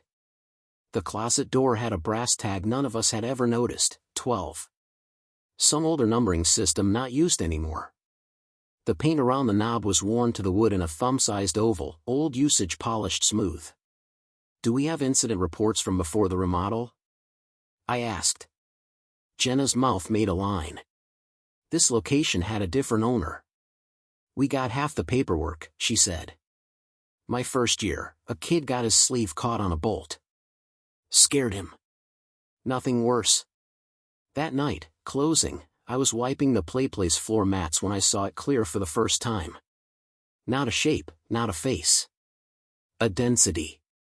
In the tube above me, in the same right side run, a piece of dark that was not explained by any beam or net shadow quivered into being and steadied, like someone had stopped and was bracing one hand above their head in a low tunnel. It held there, a quiet presence, not threatening, not friendly, only undeniably there. I didn't move. The fan spun in tired arcs. In the dining room a chair leg scraped as Priya stacked. The dark eased through the bend toward the slide. The plastic gave a sound I know well, a slide of fabric against it. The dimness slipped down toward the spiral mouth and was gone without weight. I took the tunnel tape off the next day and wrote a sign for the front entrance: children must be supervised at all times. The parents nodded. The kids nodded. None of it matters to a shadow. 2 weeks later, corporate sent a contractor. A man with a white van and a drill gun took the tubes apart section by section, lowering elbows like organs to the floor. The air filled with a sweet and bitter smell of old plastic and the dust of ball pits found years later. In the far elbow, the right-hand run, behind the panel, stuck to the inside wall by a strip of gray tape fossilized into the plastic, was a photograph. It had been a glossy 4x6 once. Time had taken the gloss and bent it to a tightly curled fist. The contractor handed it to me two-fingered. I eased the curl. 2 boys sat in the playplace tunnel, shirts from a kids' hockey league, one grinning hard, one not. The not grinning boy was pressed against the curve, his shoulder turned inward, one hand behind him on the plastic to brace. His other hand, 2 fingers, streaked forward across the reflective sheen toward the camera. The streak on the plastic behind him matched the finger shadow. Someone had written on the back in pencil, letters hard from a child's grip, me plus D. No year. We demolished the playplace that week. The contractor unscrewed calluses into his palm and made a dinosaur skeleton of colored pipe on the floor, then carried it in ribs to the dumpster. Kids watched from booths as their landscape disappeared. The first night with the space empty, the store sounded too big. I found myself glancing at the corner where the spiral slide had dropped kids into laughter. The corner looked embarrassed to be seen naked. The city approved the permit for a new seating area. Parents seemed relieved. The crying stopped. But on damp nights, when the rain fusses at the vents and the lights reflect long off the tile, I sometimes see a pause in the corner of vision at kids' height, a hesitation in the aisle, a small dark shape deciding if the path is clear. On those nights I wipe the floor under the air intake and, before I turn off the playplace lights that aren't there anymore, I tap the wall twice at the height a hand would find it and say, "You can go." The McDelivery call. It happened in Queens, New York, on a wet Thursday in early April, the kind of rain that turns the R train stairways into funnels and gives the streets a sour, metal smell. I was doing night shifts for McDelivery out of the McDonald's on Queens Boulevard, third-party tablet on my station, brown delivery bags stacked like bricks. It was 9:26 p.m., the tail end of dinner, when the tablet pinged with a new order that didn't route through any of the usual apps. The ticket looked like our system, but older, the font's off, the field's wrong. 1 Happy Meal, 4-piece nuggets, apple slices, small milk. No toy. Delivered to 43-19, Hanley Court. Customer name, Emily. Hanley Court is a narrow 1-block street between 2 busier ones, row houses pressed shoulder to shoulder, 2 trees trying and failing to make shade. I knew it because every courier knows which blocks have walk-ups and which have broken buzzers. I didn't know the number. It didn't matter. The ticket said cash paid at store, 0 due. The receipt printed itself without me touching a thing. On the notes line, where people usually type gate codes or call one outside, the printer made a faint extra line I had to squint to read, "Leave it on the hall table please." Hal, our night manager, squinted at the slip too. "Hanley," he said. "At this hour?" He shrugged. "Take Tom with you." Tom was the other night driver, older than me, a dad who liked telling new guys which buildings had dogs. The rain backed off to a mist as we pulled onto Queens Boulevard in the store's battered Corolla. Wipers squeaked. Sirens bled in the distance and gave up. When we turned onto Hanley, the block looked like any other after a storm, curbside puddles catching sodium light, plastic bags knotted into tree branches. Number 43 to 19 sat mid-block, a narrow brick row house with a small stoop and a wrought iron handrail that leaned a little. The ground floor window was dark.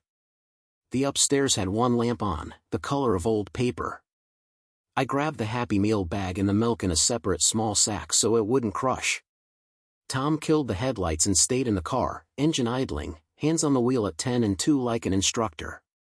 "Call if you need me," he said, because that's what men say when they don't want to say they're uneasy. The gate latch was stiff the way paint gets stiff. The bell button had a crack through the middle. I pressed it anyway. In a second I heard it ring inside, an old bell, real metal on metal, not a digital chime. No footsteps followed. I knocked. The door gave with a sticky slide like it had been shut while the paint was soft. Inside, a narrow hall ran the length of the house. It smelled like dust, detergent, and something else I didn't want named, the sweetness of closed-up places where people cried a lot and then stopped. "McDelivery," I called. "Order for Emily." I heard a sound from deeper in the house, a short tune, 8 notes, bright and tinny. It took my brain half a second to place it, the kind of music that plays from toys when you press a button. It stopped on its own. I stepped in because I had the order and the note had said hall table, and because leaving food on a wet stoop for a customer named anything felt wrong. The hall table was there, a narrow piece with a bowl for keys and a stack of circulars. A photo in a cheap frame leaned against the wall.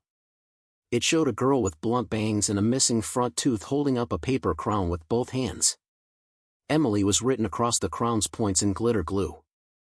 The glass was cracked through the middle, a lightning bolt from corner to corner. I set the Happy Meal down, milk beside it, napkins tucked under like habit.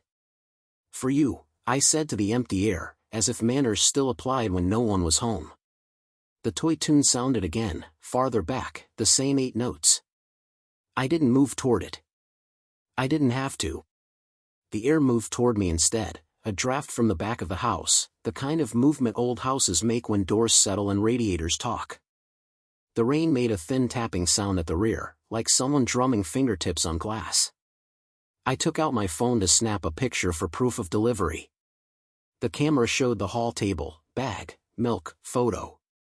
In the phone's screen, behind my shoulder, the upstairs banister reflected in the hall mirror was wrong, the lamp light brighter, the angle off. A shadow like a child's head and shoulders crossed briefly and was gone. I lowered the phone. The mirror gave me only myself in the narrow, empty hallway. Tom texted, "Okay?" I typed back, "Leaving now." Before I could hit send, the door behind me pushed in 3 inches and then stopped, as if someone on the inside, late to the bell, had changed their mind. The house breathed once more. The 8-note tune played in the back a third time and cut off mid-melody, as if small hands had lifted. I backed onto the stoop. The door swung toward the jamb in slow motion like a suggestion. I pulled it gently until the latch caught. In the car, Tom didn't crack a joke. He looked at my face and turned the wipers on without saying anything. We pulled away. In the rearview the upstairs lamp blinked once and stayed on. Back at the store, the oddness thickened instead of thinning. The tablet showed the order as delivered and then, a minute later, printed a second receipt, same order, same name, same address. No driver assigned. The bottom line where the total usually sits had no numbers, just the sentence in that faint, wrong font, "Thank you.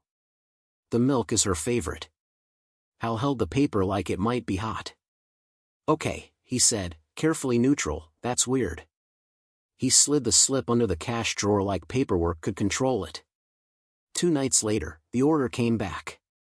Same time, 9:26, same items. Emily. This time I went alone, telling myself that whatever had felt heavy in that hallway was just the kind of heavy that lives in houses after years. The block was quieter than before. A police light flickered blue a few streets over. The upstairs lamp at 43 to 19 glowed the same weak yellow. In the hallway, the table was there, but the photo frame had been moved an inch to the left.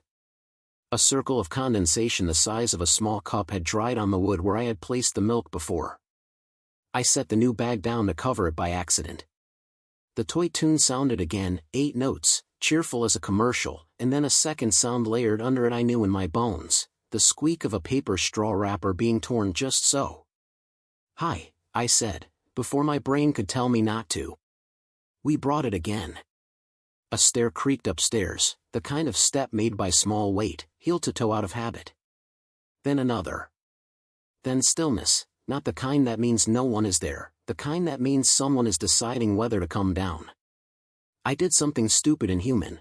I picked up the Happy Meal box and opened the cardboard arches a little. I took out the apple slices, set them on the table, and rotated the milk so the straw faced the hall. The smell of cut apples mixed with dust and detergent into something that made my throat tight. From the back, a soft click came, the sound of a light switch that controls nothing now. The 8-note toy started again and stopped on the 5th tone. The air cooled a degree against my cheeks as if a small breeze had passed me without ruffling my jacket. I backed out, this time not turning my back fully on the stairs until I was on the stoop. The door closed with a sound like agreement. As I reached the car, a woman in a long coat walked up the block under an umbrella too small for the rain. She slowed when she saw me come off the stoop. "Do people live there?" I asked before she could pass. She tightened her umbrella hand and looked at the upstairs lamp. "Not since the fire," she said simply. "Years ago. Smoke damage. Repairs stalled." She started to move, then stopped herself and added, as if offering a fair detail to a stranger, "A little girl. Emily. Mother worked late shifts. You still see the light sometimes." I didn't ask anything else. You learn which questions make strangers regret telling you the first thing. After that, the order came every Thursday at 9:26, rain or not. The tablet would ping in that wrong font. The ticket would print itself. The notes line never changed. "Leave it on the hall table, please." Hal stopped assigning anyone else to it. "You do it right," he said, though I didn't know what right was beyond not being afraid to step inside and say hello. On the last Thursday of April, when maples along Queens Boulevard were filthy with newborn leaves, I delivered as usual. The hallway felt cooler. Dust motes moved like snow. The photo of the girl in the paper crown had been straightened and wiped, the glass was still cracked, but there were no longer streaks. On the hall table, beside where I set the milk, lay a dime, heads up, the torch nicked. It was bright in a way coins in empty houses are not. I left it. It didn't feel like mine. Back at the store, the printer coughed once more. A final slip slid out. No items. No address. Just the note line, printed full black for once, as if the machine had found fresh ink. "Thank you. She's here today." Hal pinned that slip to the corkboard above the schedules. The store moved on, rushes, complaints, good days, broken shake valves. The order stopped coming. On rainy Thursdays, out of habit, I still check the tablet at 9:26, half expecting the font from a different year. It doesn't appear. Sometimes on my own way home, when I take a detour to avoid Queens Boulevard traffic, I drive past Hanley. The upstairs lamp at 43 to 19 is usually dark now. Once, at dusk, it was on for a minute and then went out as my car rolled by, like a wink from a story I had no right to be part of. I didn't knock. You don't go back into a house just because a light remembered your name. The next time a driver asks me which blocks are trouble, I tell them the ones with tight corners and impatient horns. I don't tell them about hall tables and 8-note songs and the way a child's straw sounds tearing just so. That knowledge doesn't keep you safer on the road, and some kinds of safe aren't ours to make. The end. The McClock incident. It happened at the McDonald's off Route 15 outside Lewisburg, Pennsylvania, the low-slung one that backs up to a strip of woods and a gas station with flickery pumps. It was the second week of September, a Wednesday into Thursday, the kind of night shift where the air feels raw when the fryer hoods cycle down. I was on overnights again, me on drive-thru, Mo on grill, and our key holder, Denise, doing deposits and checklists. The dining room was closed, lights dim, just the red glow of the heat lamps and the buzz of the soda tower. On the wall over the office door hung the clock every employee in that store knew too well, big plastic rim, off-white face, red second hand frozen forever at 2:43. It had been stuck there since before I started. People said someone had unplugged it as a bad joke and it never came back right. Others said the batteries corroded and Denise refused to replace them because it felt wrong when she did. The real story, if you press the older folks, was that 15 years ago, at 2:43 a.m., a gas leak from the station next door burped into our building through a cracked line and the utility closet flashed. Nobody died. A window went out, a fryer timer blew, a night manager named Hallie caught the blast on her forearms and had the scars to prove it. The store reopened. The clock stopped. People don't throw away talismans when they've paid for them. I didn't believe in haunted clocks. I believed in burned coffee and teenagers who show up late and the sound of the drive-thru chime when you've just dropped nuggets. I was counting sauce cups when I noticed the second-hand twitch. It was nothing, a quarter twitch, like a muscle under skin. I blinked. The red line lay still at 2:43. The digital time on the POS read 1:58. "Hey, Denise," I called toward the office. "Your clock just tried to be a clock." She didn't come out. "Don't start," she said. Big night. The date on the drawer sheet said September 11th. Not the day everyone thinks of. Our store's day. The anniversary no one writes on calendars but all the old crew remember with their shoulders. At 2:07 the soda tower hiccuped like it does before a CO2 tank dies, then settled. The grills hissed low. The night outside felt close. I went to wipe the office window and that's when I heard it, the faintest tick, not rhythm yet, not even confidence, a dry sound like a plastic bug tapping a pane. I stood under the clock so close the red second hand felt like it could shrug into motion and poke me. "Mo," I said. "Listen." He killed the scraper noise and cocked his head. The HVAC hummed. A semi-downshifted on 15. Then, tick. Small but certain. "Hell no," he said, as if to the air. "You fix that," he called to Denise. She stepped out, saw where we were looking, and compressed her mouth. "It does that every year," she said softly. "Don't make it a thing." "What happens?" "It pretends to be alive," she said. "Then it stops again and we finish close. There's a kind of silence kitchens don't do, no fans, no timers, just the building breathing." At 2:19 we got that silence. The hood motors clicked off for their cycle and didn't catch immediately, the room felt too still. The smell, this is the part one tell carefully, changed. It didn't become gas, not the rotten egg alarm smell you think you'd notice. It became colder and sweeter in a wrong way, like the air before a match catches. I looked at Mo. He looked back with the flat expression of a man planning not to notice a thing and already noticing it. The second hand ticked again. And again. It moved forward to 2:44. No, it couldn't, the minute hand was pinned, except it wasn't, because the minute hand twitched too, a big little hop toward 44. We watched the face like it was a living thing waking up cranky. "Okay," Denise said, voice steady in the way of someone carrying glass.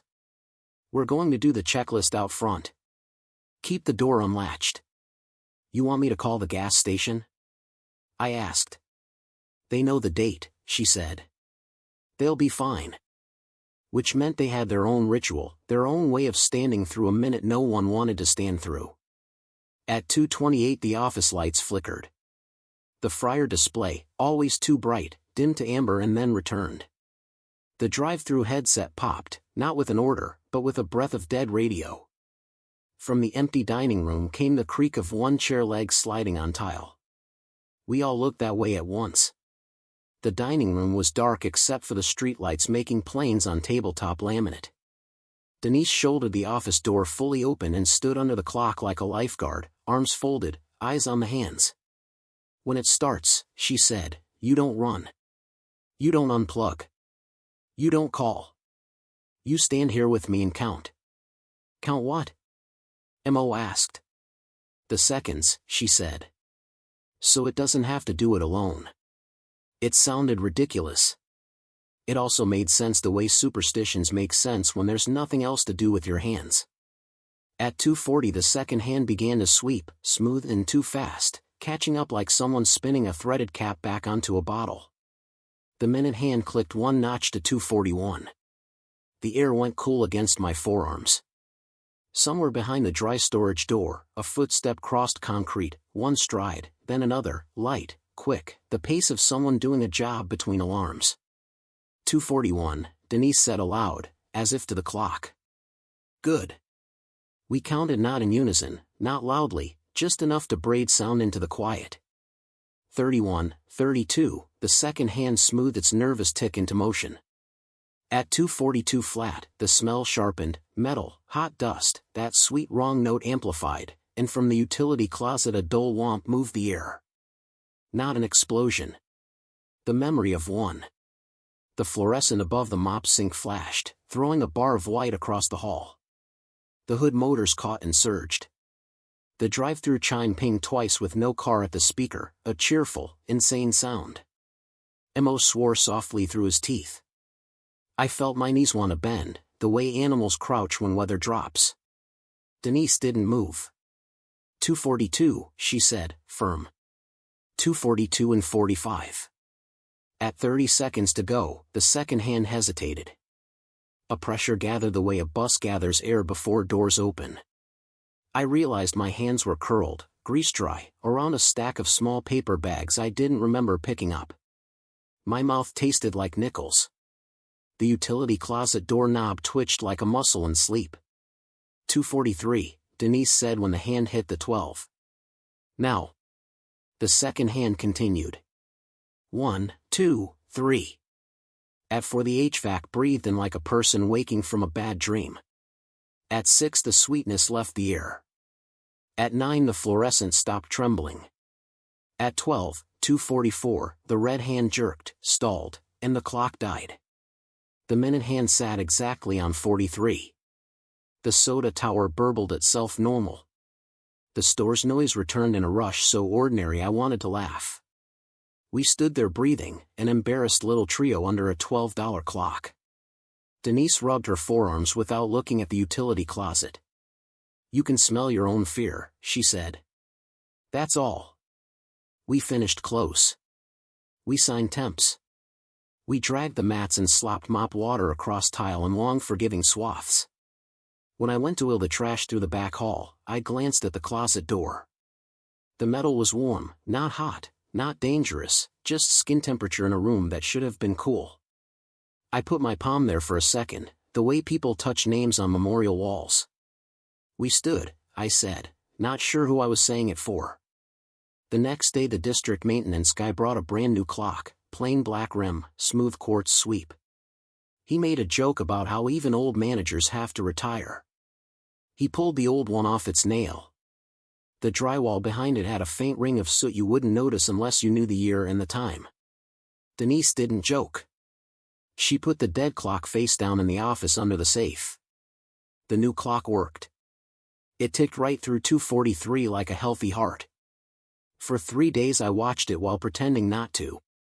On the fourth night, in the lull between one order and the next, in that little dark pool where the fryers rest and the radio plays a song it's played all year, the second hand on the new clock gave a single stutter. Not a stop. A catch, like a foot missing a stair and finding it again. I looked at Denise. She was already looking at me. Leave it, she said. Let the wall keep one thing. We still work there. The gas station still has the cheap blue canopy that hums in wind. Sometimes on late shifts, a minute will feel long and the air will go sweet and you'll hear one chair move in an empty dining room. We don't unplug anything. We stand under the clock and count.